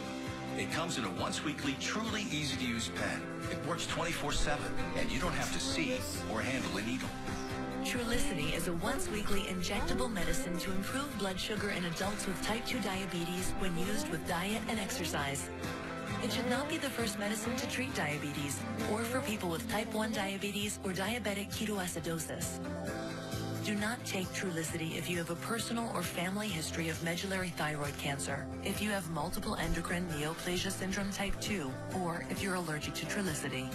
Stop Trulicity and call your doctor right away if you have a lump or swelling in your neck, severe stomach pain, or symptoms like itching, rash, or trouble breathing. Serious side effects may include pancreatitis. Taking Trulicity with a sulfonylurea or insulin increases your risk for low blood sugar. Common side effects effects include nausea, diarrhea, vomiting, decreased appetite, and indigestion. Some side effects can lead to dehydration, which may worsen kidney problems. I choose once weekly Trulicity to activate my within. If you need help lowering your A1C and blood sugar, activate your within. Ask your doctor about once weekly Trulicity. Connect to nature. Connect to excitement. There is nothing like the great outdoors. Getting together with close friends, relaxing, and enjoying each other's company. So what are you waiting for? Get on the road today with Camping World. Now is your time to make new memories. America's #1 RV dealer can get you started with 2018 travel trailers for only $114 a month during the year-end savings event. Visit your local Camping World Supercenter or shop campingworld.com today. NASCAR Camping World Truck Series racing on Fox is sponsored by Camping World, America's #1 RV retailer since 1966. Visit a Camping World Supercenter today. How about this battle for the lead? Cody Coughlin on the inside and Clay Greenfield on the outside. How good is this?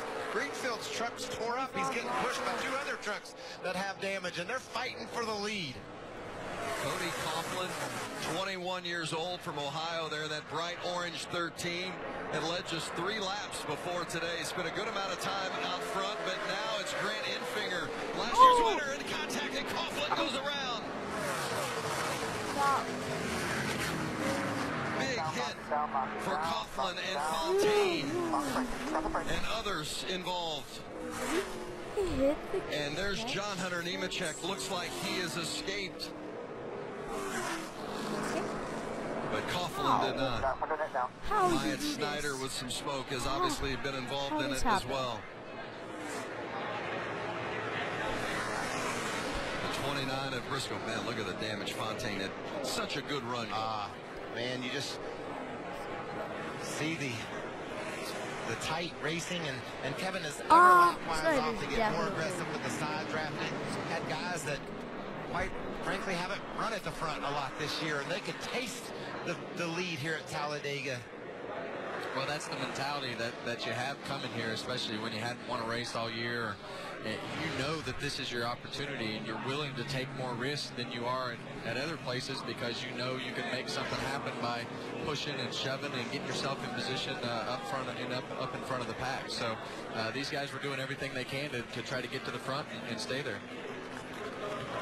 Coughlin was leading and then lost his momentum, got swallowed up a little bit, and when he got back in the pack, then we saw the contact. And they're going to stop the trucks along the front straight there just before the tri-oval while the cleanup begins. It was an awesome move by Christopher Bell. He was able to get to the middle and around Coughlin and in behind Enfinger, and that cost Cody all of his momentum, like you said, Vince. And then when you start to slow in the middle of the pack, guys have to make evasive action around you, and that's when you see issues. Chris Fontaine, good to see him climb from the truck, but obviously needing some medical attention. Well, this all started when we were coming off of turn 4, and Grant Enfinger went around Cody Coughlin, and they started to get 3 wide. Here's you called it, Kevin. Now watch Bell. He gives Enfinger a push. They're clear of this. But now here comes Gregson, 3 wide up the middle. And this has to be where problems started. Yeah. Wyatt Snyder looked like he got into the back end of the 13 and spun him. Well, what happens is that bottom lane here through the tri-oval is much flatter than the rest of the lanes went up. And when you're in the middle, you're already in a bad spot because the back end of your truck starts to want to wiggle around. But what you saw there was Wyatt Snyder was in the middle. And it looked like he came up the racetrack there, and as he went, he got loose right there, and then he just touched the back of the 13 in the right rear, and the 47 came down, and it all broke loose there.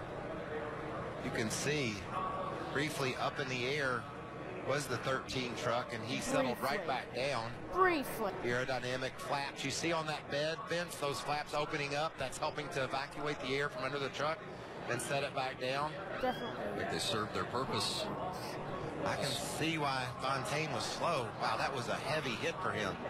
I just think Snyder tried to get into a hole, got a little bit loose, and clipped Cody Coughlin. Yeah, when you're in the middle like that, you know how it is, Michael. It's just you have to be so much more careful with the steering wheel and the input that you put into the right or left, because everything just becomes much easier to spin out or get loose, and the truck just is not as stable as it is in the outside or inside lanes, when the middle is a tough place to be through that tri-oval. It's almost like if you've ever had to walk on the ice, it's kind of tough to get your balance and feel secure. Well, you see him, he kind of, I don't know if he thought the 13 was going to come back up the racetrack right there, but he kind of jerked the truck to the right. The 51 truck of Mike Snyder kind of jerked truck to the right, and then when he went back to the left, when you put that input into the wheel to the right and then pull it right back to the left, it instantly makes the truck loose. And watch at the back of the screen, the pink truck that's torn up. That's John Hunter Nemechek. Heavy contact by Wendell Chavis there into the Rhodes truck. Watch where Nemechek goes. He's racing to make the next round of the playoffs, and he used every bit of the available real estate there down into turn one to clear that mess. Well, don't hit me, don't hit me, don't hit me. And that move right there is probably going to make the playoffs for him. I mean, that was just one of those moves that you don't know where the trucks are going to go, and you go with your instinct and shooting for the gap there. But those are big hits. That's the 13 of Coughlin, and then the 47 of Fontaine. Now on board with Mike Snyder. He sees. Work here. Outside, outside. Outside, outside. Yeah, he was just in trouble. You know, when he started going up the racetrack and you could see that steering wheel, and it started going back to the right, back to the left, back to the right, he was in trouble right from the beginning. And you can see the Coughlin truck. He lost his momentum, and that meant opportunities to get 2, even 3 wide. Snyder saw that chance, and he took it, but I think just a little aggressive with the steering. The trucks are light in this tri-oval anyway. I mean, they're even at best in the pack, you can barely hang on to them. When you try to make a quick move, it can get you in trouble. It's good to see Fontaine climbing up into the ambulance under his own power after he climbed from the truck and then immediately took a seat and was receiving some medical attention, but obviously was able to walk to the ambulance and get in under his own power. Good sign, as you see where the trucks are stopped, as we're currently under red for this accident.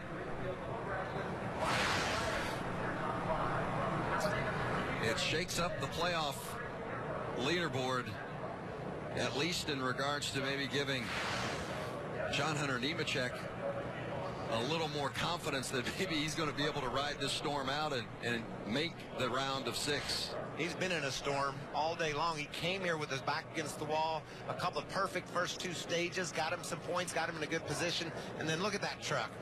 Just one slip, Phil, and around he went, and his playoff chances almost went with him. Yeah, guys, and I think this could be a huge boost for Chase Briscoe. I was just down talking to Mike Hillman Jr., his crew chief, and he says with the trucks not being able to continue, obviously Cody Coughlin and Chris Fontaine and maybe a couple others, that's going to bring them closer to John Hunter Nemechek. He thinks it'll be probably within 1 point when we get down toward the end of the race, if nobody else falls out, other than these guys that are involved in this incident. Now remember, John Hunter came in to the playoffs on the outside looking in, and Chase Briscoe was on the inside of the cut line, and now those positions have flip-flopped. How much brain power and keyboard punching you think that group's doing, trying to make sure they understand exactly where they are? They can't really affect anything or change anything, but they certainly want to see who all will be eliminated from competition in this crash, and how many of those positions will they be able to pick up. Yeah, and most of the time they have a program that's running up on top of the pit box that'll show them as they run of who's eliminated and where you are in the points and scenarios that are all played out. So there's a lot of really smart people down there. You got that right. They got them all down there. Yeah. Up here, they are not up here. Currently under red because of this accident here at Talledega.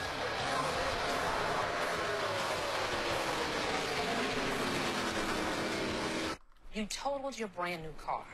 Nobody's hurt, but there will still be pain.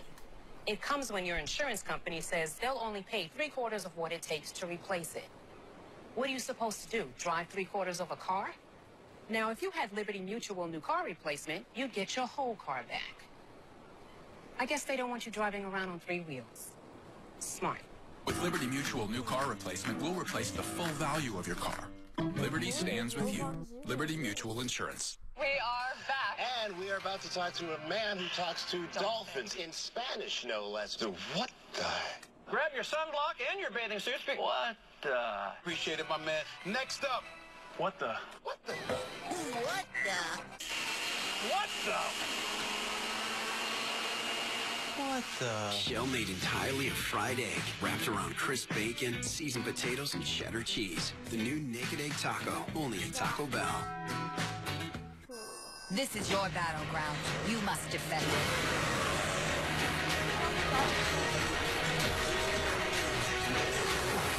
Protect it.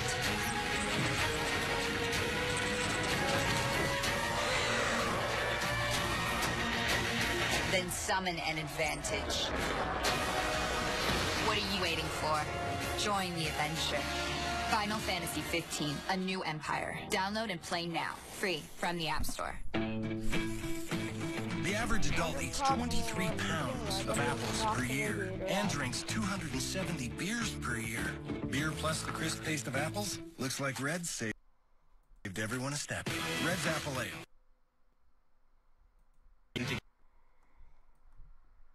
Together at the right time. We've got momentum now. Now we just have to keep it. After winning it all last year, we know we have to turn on our back. Johnny Sauter with his first ever Nascar championship.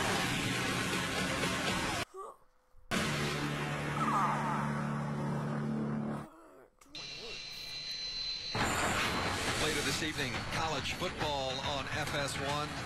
Out of the Big Ten, Nebraska hosting 9th-ranked Ohio State. 7:30 Eastern.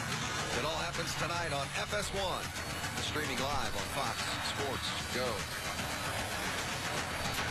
Aerial coverage from Talledega Superspeedway today, brought to you by Jegs. And what a beautiful view of this massive facility. And speaking of Jegs, Cody Coughlin has been checked and released from the care center after being involved in an accident. Let's go down to pit road. Well, Vince, Mike Hillman Jr., the crew chief for Chase Briscoe, just taking some time to talk with us. I know it's been an eventful race for you guys, a lot of back and forth, too, between the guys who are in the playoffs. You still feel like you have an opportunity here to move on? We just can't wreck. You know, I'm just really, really proud of how hard all these guys at BKR work on this 29 Cooper Standard Ford, and we'll see what the good Lord deals us here at the end, and hopefully we can transfer through. It's kind of out of our hands. It's how much more these other guys want to wreck up here in front of us, and attrition. So we're counting points and watching how it all works out, and hopefully at the end it works out to our favor. Well, good luck. They're still hoping to move on to that next round. Hermie? Well, Jerry Kennan was getting ready to speak with him. He's coming down pit road. They just put the yellow flag back on the racetrack, so waiting to see if the 8 truck is going to come down pit road. John Hunter Nemechek, they are coming down pit road.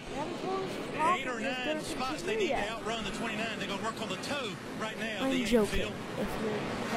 Hermie, I'm with Rudy Fugel. Rudy, you told me you could run about 34 to 36 laps. You stopped with 38 to go. Are these caution laps enough to give you the insurance to get to the end? Yeah, it's going to be really close. I think we're good for a half a lap, but we're right there. So it depends on how much it picks up and how much he's been able to save. Not leading the pack is helping us some too. So we'll see. There's going to be more cautions. So we're 24 laps of Talledega is an eternity. So we'll see what happens. You told me you were racing for 7 points. Right. 2 of them got away from you. You need 5 now. Yeah, I mean, we really want to win here. We haven't won at a super speedway in a while, so I've never won at Talledega. So Christopher wants another win. It's big for this team. These guys have worked hard. Toyota works hard. So JBL, all these people. So let's go win. All right, Rudy. Thanks. Already 5 wins for that 4 team of Rudy Fugel and his driver Christopher Bell this season.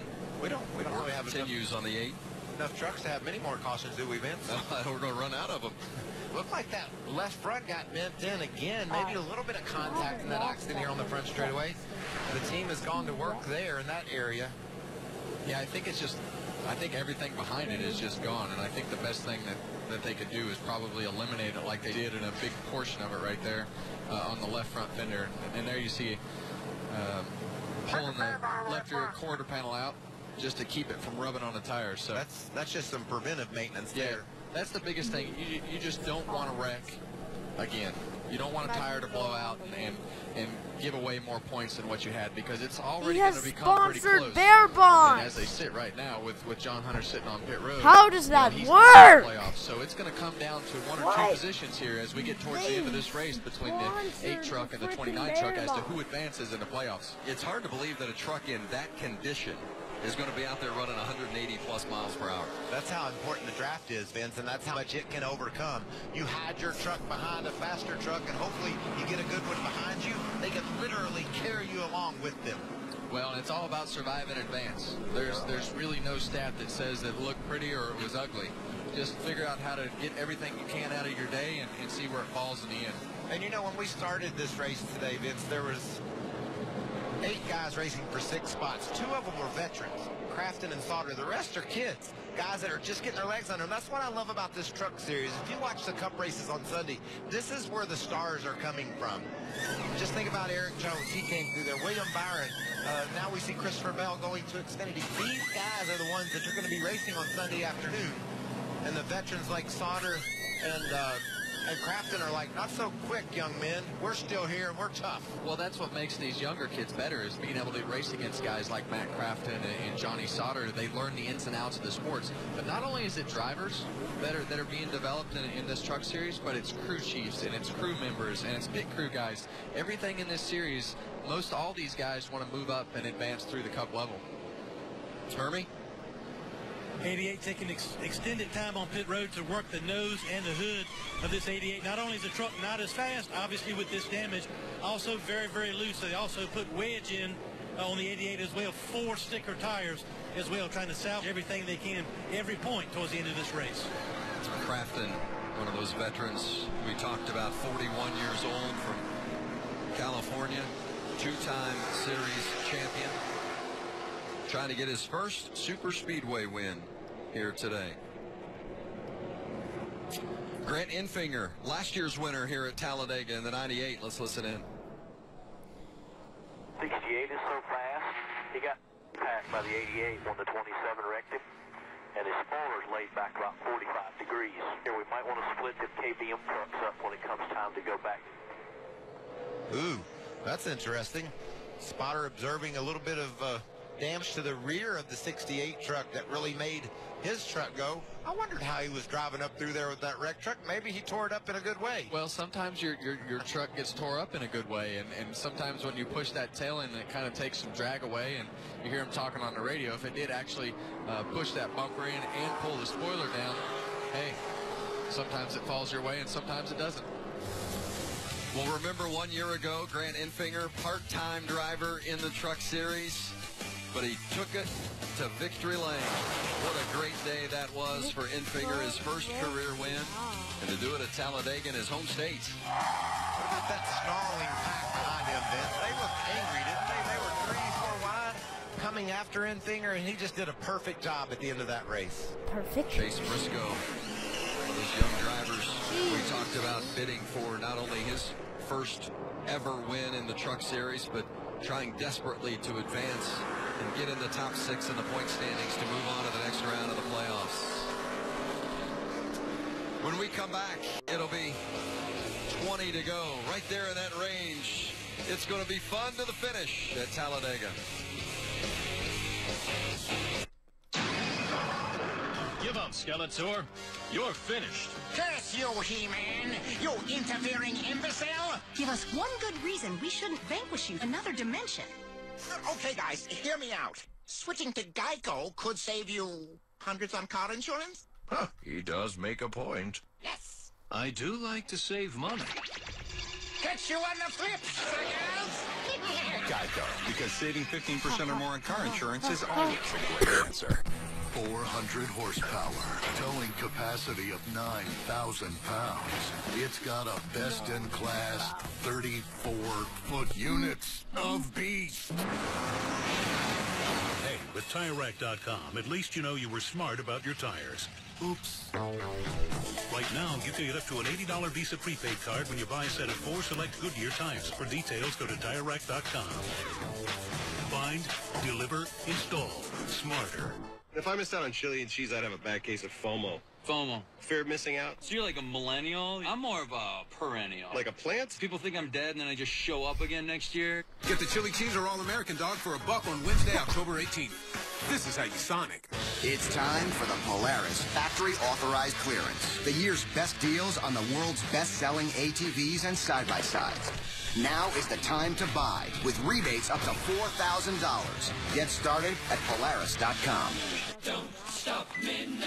If you want to have a good time, just give me a call. Don't stop me, don't stop me, don't stop me. Hey, hey, hey. Don't stop me, don't stop me. Ooh, ooh, ooh.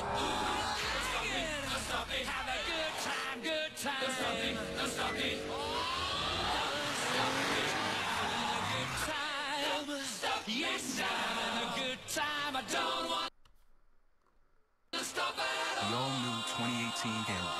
Toyota. Let's go places. The average adult eats 23 pounds of apples per year and drinks 270 beers per year. Beer plus the crisp taste of apples? Looks like Red's saved everyone a step. Red's Apple Ale. Together, we beer. Buy one, get one wings are the best. And I love the taste of free. To me, it tastes like my garlic Parmesan wings. Really? Yeah. Interesting. I'm just eating the free one. No harm. Boneless wings are now buy one, get one free Thursdays, 5 p.m. to close.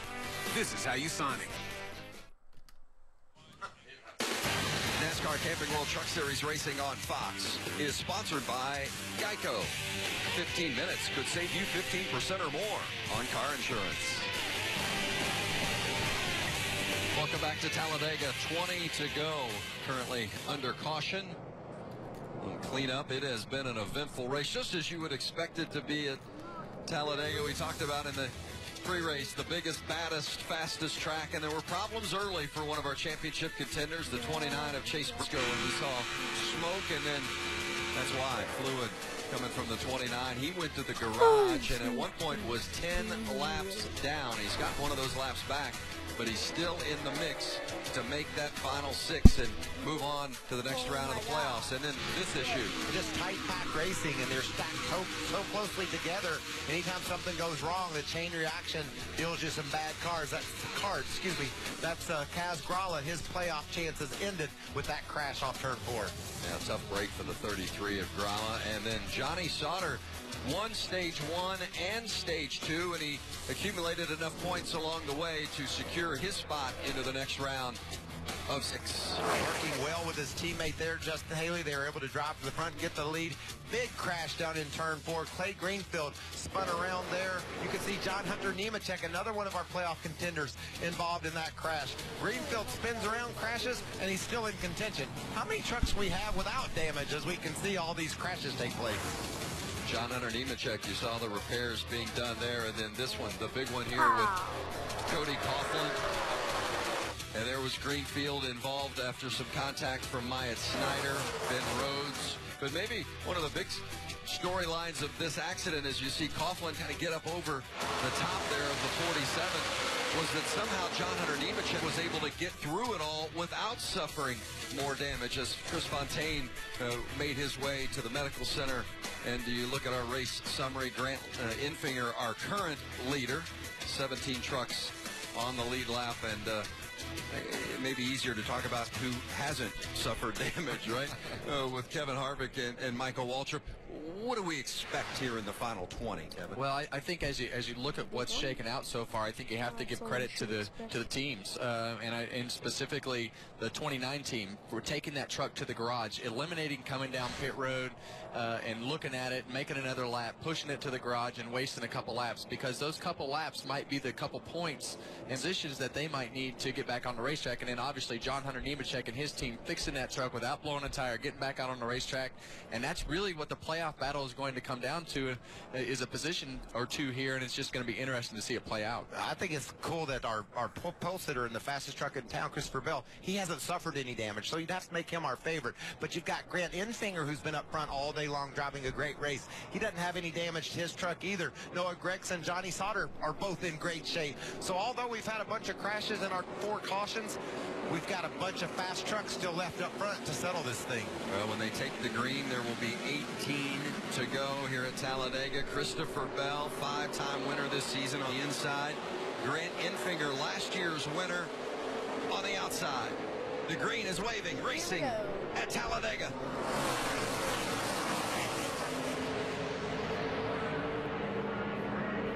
You can See the big pushes in the front. That's what it's all about. You can't lock bumpers together, but you can certainly bump off the truck ahead of you. And that's what's going on now. These drivers trying to figure out the best way to get their line, the momentum it takes. Behind Bell is his teammate Noah Gregson. Behind Infinger is the 21 of Johnny Sauter. And if you're watching at home and you think, man, that's a small pack of trucks, the trucks that are in your frame right there are really the only ones that are left that aren't torn up. And you know what, Kevin? A couple of them that are torn up will join this pack before it's all over. And here they come.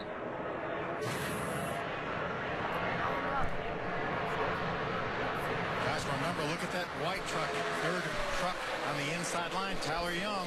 We talked about that strategy Chad Kendrick had at the end of that stage to pit early. He got a lap down, had to take the wave around, and there he is up there battling for a top 5 spot. Yeah, Tyler Young is crew chief. Chad Kendrick, as Phil mentioned. Kendrick was the crew chief for Parker Kligerman when Kligerman won here in 2012, and that's Kligerman in the 75, the first truck on the outside line coming in the 75. There's the 02 of Young pushing Kligerman. They're racing on the outside of the 18 of Noah Gregson, the Las Vegas teenager. Infinger out front, followed by Sauter, and then Justin Haley, and then Christopher Bell. Tell you what Sauter and Infinger would like, about 10-15 laps of just nothing, just calm, riding around in line, logging laps to get in a position to win this thing at the end. But the rest of those guys behind them know if they're going to have a shot to win the race, they can't wait. They've got to figure out a way to form up a lane, get it on the outside, and start to race their way toward the front. And Michael, I wonder just how much of that gap in between this front pack and then you have the middle guys there and then you have back pack, are all those really torn up trucks together? How much are they going to be able to advance? Well, and also a good question, I think, is how far back are you content with just riding those 10-15 laps? If you're running 4th or 5th, you're not going to win from there. So do you start to push the issue, try to make your way to the front?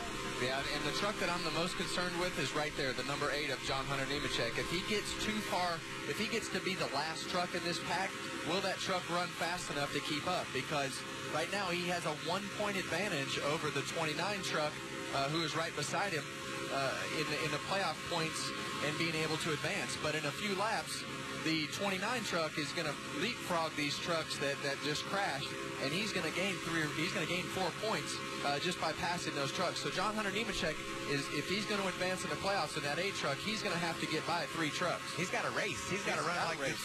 But I don't know if his truck's capable enough of keeping up. As you see less and less trucks, he does not want to be the last truck in line. Camping World 15 to go in the final race of round 1 of the playoffs. You see our point standings there at the top of the screen. Only the top 6 will advance. And right now, Briscoe and Nemechek dead even for that last spot. The tiebreaker would go to Chase Briscoe. There's Nemechek in the 8.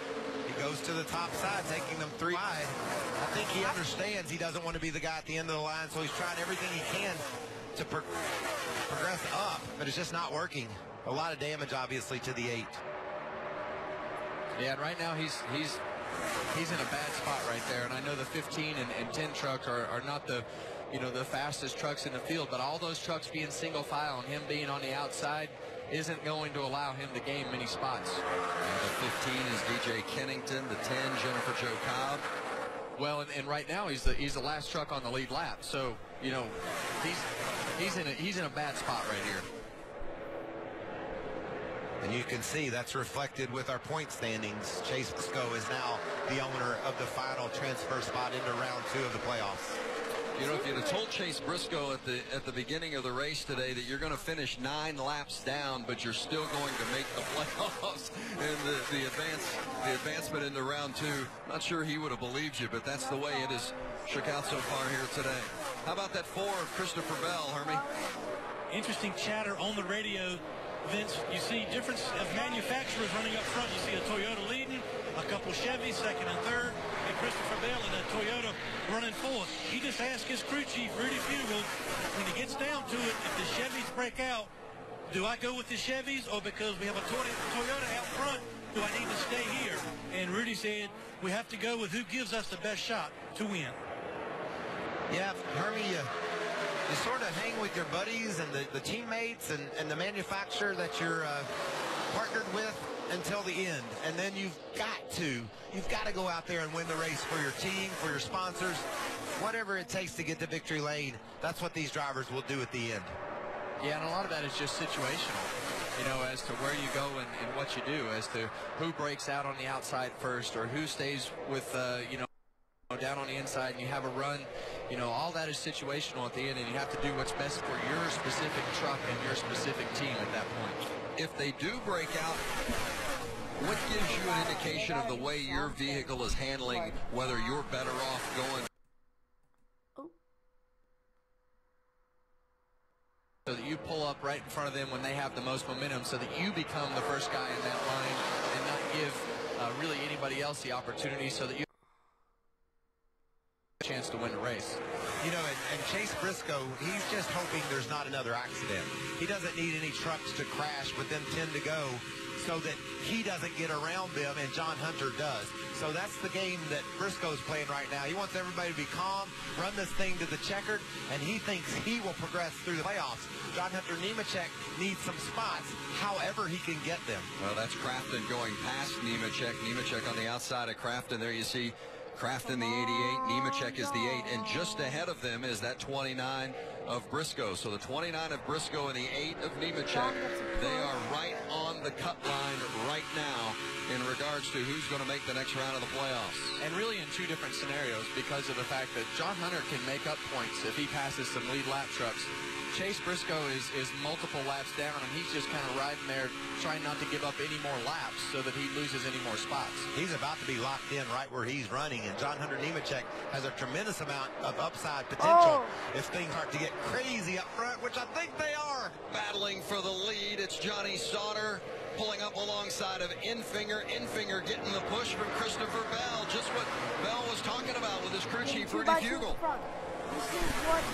Well, lap traffic, I think, played into that again. Anytime these guys have to go 3 wide around lappers, it opens up opportunity.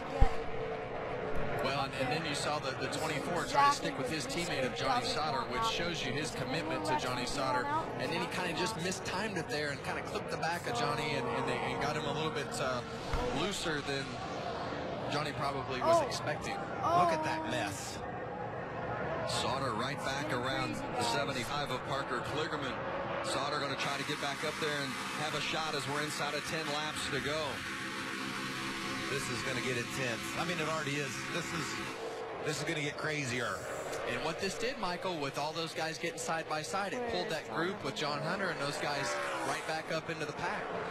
And look, John Hunter all the way up to the 13th spot right there with, like you said, Kevin, with the leaders out his windshield. And that's what he needs. He needs to be positioned in the middle of the pack because his truck is torn up enough to where he's not capable to make a lot of moves. So if he can get himself somehow positioned in the middle of that pack better so that he can be amongst faster trucks, that'll give him a better opportunity to make up some positions on these lead lap trucks. Look at Sauter. He's able to shuffle. Is that Gregson? He shuffled out of the line in the middle of that, able to drive up to the front. Oh, that was Christopher Bell. He shucked. That'll give him a better that gets rid of a really fast truck. Gregson with a big wiggle saved it. Look at him fan out 5 wide. Wow. And Gregson has it in reverse, going backwards. Sauter with the push from Justin Haley to the lead, and Kligerman way down low to pass Infinger. He can't pass below that yellow line, so he needs to get that position up or he'll be black flagged. That's going to be a questionable call there because, you know, with the rate of speed that he was coming, did the 98 force him down there? And, you know, obviously the 75 didn't let up, but that's going to come down to a judgment call from Nascar as to who caused Parker Kligerman to go down there. Johnny Sauter got shuffled out, and now he has driven right back to the front. Speaks to the power of that 21 machine. Well, he made an awesome move through the trial events to get inside of Christopher Bell, put Bell in his rearview mirror, and grab the lead. The other thing that Johnny Sauter has going for him is the fact that 24 stuck with him all the way through the pack. Let's watch the 75 of Kligerman and see if he got forced down below the yellow line. He did, but I think he did. I've never seen that call made. Be up to NASCAR. Usually they penalize the guy that goes out of bounds. And now Kligerman has given a shove to Christopher Bell. Remember, Kligerman won this race in 2012. Bell's never won a super speedway race, and they are at the front with 7 to go. Oh, going down low. 5. Wow, off the track, back in the pack. That was Spencer Boyd sideways. Matt Crafton looks like maybe he's seen enough of this mess. He's retreating a bit. Not killed to the outside. Remember, we saw Kligerman in that pusher position earlier today, and like he's got a strong truck, and he is giving Bell a shove, and here comes Sauter trying to get back up there, but he lost his teammate, Justin Haley. Haley's slipped down into the inside lane. Hermie on Christopher. Oh, what's the sound doing? Shove, and here comes Sauter trying to get back up there, but his teammate. Oh, yeah, I'm fixing this. A little bit of help, but he does not want to get locked up, potentially get black flag with the 75 from locking bumpers and pushing, and he does not want to be pushed through the corners or the triangle. Well, Hermie, if the 75 listens to Christopher Bell, it'll be the first time he hasn't been pushing somebody all day long. He's been the most aggressive racer on the track, and so far, he's made it work. He finds himself in a position to win this race because of his aggressive driving style. But he's been right on the verge of disaster a couple times with those pushes. Obviously, he's got away with it up until this point, and that's what's got him there. But it's definitely been pretty dicey. I can't imagine. I mean, imagine driving down the interstate. Caution is out with 5 to go. Oh, I didn't need that.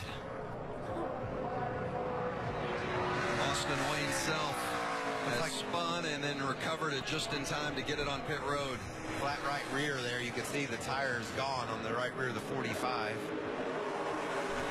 I mean, imagine driving down the interstate at 65, 70 mile an hour and then just going up, and you guys can maybe imagine that, but the majority of people at home can't imagine all of a sudden just taking your car and ramming into the back end of the car in front of you and then just driving down the road for 5 or 6 miles. I mean, that's what we're seeing, except it's at 180 plus.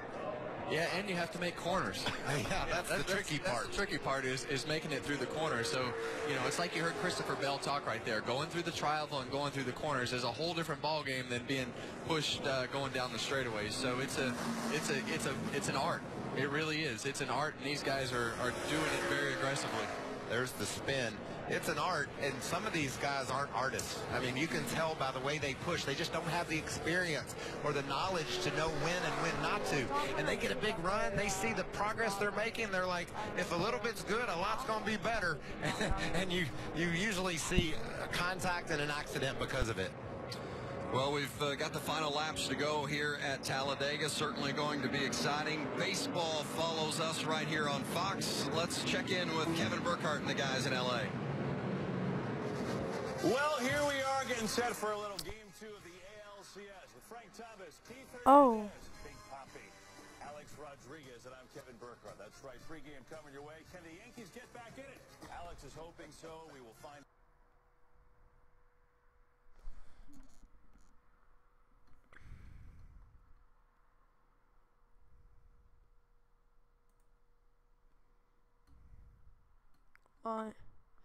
Drop a like, guys. So it's an art. It really is. It's an art, and these guys are doing it very aggressively.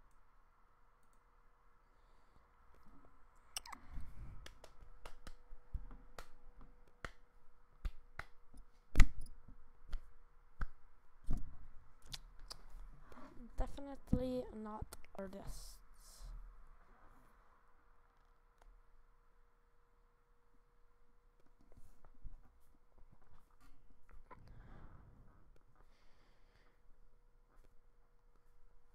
Yay, I love loading. Do you guys? Justin Haley or the 98 of Graham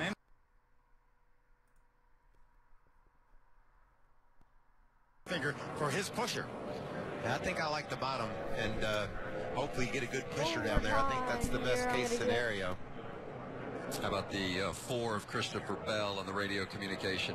I've never felt so out of control in my life. And by the way, he's a dirt racer. That's a lot coming from a dirt racer.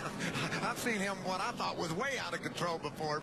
But he doesn't have control because the truck behind him has taken over and is pushing him in places he doesn't want to be. And race car drivers, I've seen him what I thought a bit of control freaks, Vince. He wants to be, you know, he doesn't want anybody else messing with him. And that's an uncomfortable situation, Mike. When you're doing things with the truck and getting pushed by somebody that you don't really haven't raced around much, and you don't really like the way that they're doing things. Sometimes it's a position that you get yourself in that you can't get out of, and that was definitely the case that Christopher Bell was in. But in Parker Kligerman's defense, he wants to keep racing. He wants to do everything he can to prove himself, and you can tell the hunger behind that steering wheel right now. What about Clay Greenfield? You see that truck with the stars on it there on the inside of the racetrack. His finishes this year are 24th, 26th, and 29th. He can see the front. He's got a fast truck. It's bent up, but it's still running really fast. He's got a chance to win at Talledega. This cat doesn't get to race very often, but he's finding himself in a position to do something really special here today. Yeah, in fact, he hasn't run the last 4 races. It's been a while since we've seen Clay, and it's great to have him back. Hey, remember Christopher Bell won to go at Daytona last year? Bell in that 4 truck. Yeah, watch this ride. Now you see, that's a kid that just said he's never felt more out of control in his life. He's seen a few things in his life, racing the dirt tracks throughout the Midwest and flipping over at Daytona, but he's hungry. You heard his crew chief, Rudy Fugle, say Christopher Bell really wants another win, and they want those playoff points that come along with the win just for more insurance, getting them to Miami to battle for the championship. Well, he wants to win on a super speedway. He wants to put a Talledega win on his resume because, you know, winning here is different than winning at Kansas or winning at Martinsville or winning at Bristol, because this is just a different style of racing. So if you can put a restrictor plate win on your resume, that means that definitely means something. Caitlin. Chris Carey, our crew chief for Parker Kligerman. We've seen Parker doing a lot of pushing out there. What do you anticipate to see on this next restart here out of him? Well, I hope somebody's pushing us. We don't have many in front of us left to push. He just drove his guts out all day, you know, and that's typical Parker. I mean, that's what everybody here expects. That's what we know. It's what I've known for a long time. He's a great young man. This team is I'm just so proud of this team, everybody, him included. You know, we're not one of the mega teams, and that's fine. We don't use that for an excuse. We come every week that we can race. Do the best we can. We've covered a lot of bases. We've made a lot of progress with this team. Parker's been a huge part of that. He's just he gives you a lot of information, and now we can go home and learn about a little bit more about speedway racing. Man, I'll tell you what, I wish I was sitting in the stands. This is good. I don't know who likes speedway racing or who likes truck racing, but the ratings ought to go up here. Just keep watching, people. Keep watching. It's going to get better. Thank you. I don't think anybody's going to take their eye off of this as we are officially in overtime here at Talledega. And you look at the playoff leaderboard as they run. John Hunter Nemechek and Chase Briscoe, 1 point separates them, and an opportunity to move on to the next round of the playoffs. So a couple of different races. We've got the race for the win, and we've got the race for that final playoff spot. Yeah, and Briscoe can't pick up any positions. So it's all up to John Hunter Nemechek. If he's able to grab some spots right now, he has 1 point over Chase Briscoe. He loses a position, he's out. He gains it, he's in. Yeah, the truck that would worry me is the 52 truck of Stuart Friesen, because he got his lap back and can make ground with a good truck. Christopher Bell on the inside, Parker Kligerman on the outside. The green flag's waving. We're in overtime at Talledega. Bell picked the high line. Here we go. Like bottom, it's going to get all crazy in a second. Wrong time, Shrink. Well, the thing I don't like is that gap from Grant Enfinger in the 98 truck, the second truck on the top, to the Here we truck go. behind him. And coming to the end of the truck race. Up, so we'll just have to see if that top line what's going to happen. John Hunter Nemechek going to the outside. It's getting crazy, guys. 3 wide up at the front. Grant Enfinger and someone making a big move up there. Second and third now, or second and first now. First and second. I don't know how to speak. This is crazy. John Hunter Nemechek clinches the chase spot as of now. Enfinger looking all around. Is it too early to make this move though? On that Food Country USA car thing. As they cross the line in the final lap, and contact and a big crash. And John Hunter Nemechek sneaks through. That's the big one. Caution is out. The 8 of John Hunter Nemechek escapes, and it's going to be Parker Kligerman. Parker Kligerman gets the win. For the second time, a winner at Talledega. The small team, and there's Chris Carrier. He said it. We're not one of the mega teams. He said, don't take your eye off of it. You won't want to miss it. And wow, Parker Kligerman does it. Wind checkered, and then he should be on the apron. What's so awesome about this, Vince? At the top of the show, we said, how do you win this race? You go. You're aggressive. And if you had to give an award for the most aggressive driver today, you would give it to Parker Kligerman, and he's also going to get the checkered flag. Absolutely. I mean, he earned that race today by being aggressive, and he got away with all the moves and the trucks that are around him that he was pushing. Didn't spin out a wreck or collect anything, and he made a lot of that happen by being aggressive. His second career win, and they both come right here at Talledega. That crash was exactly what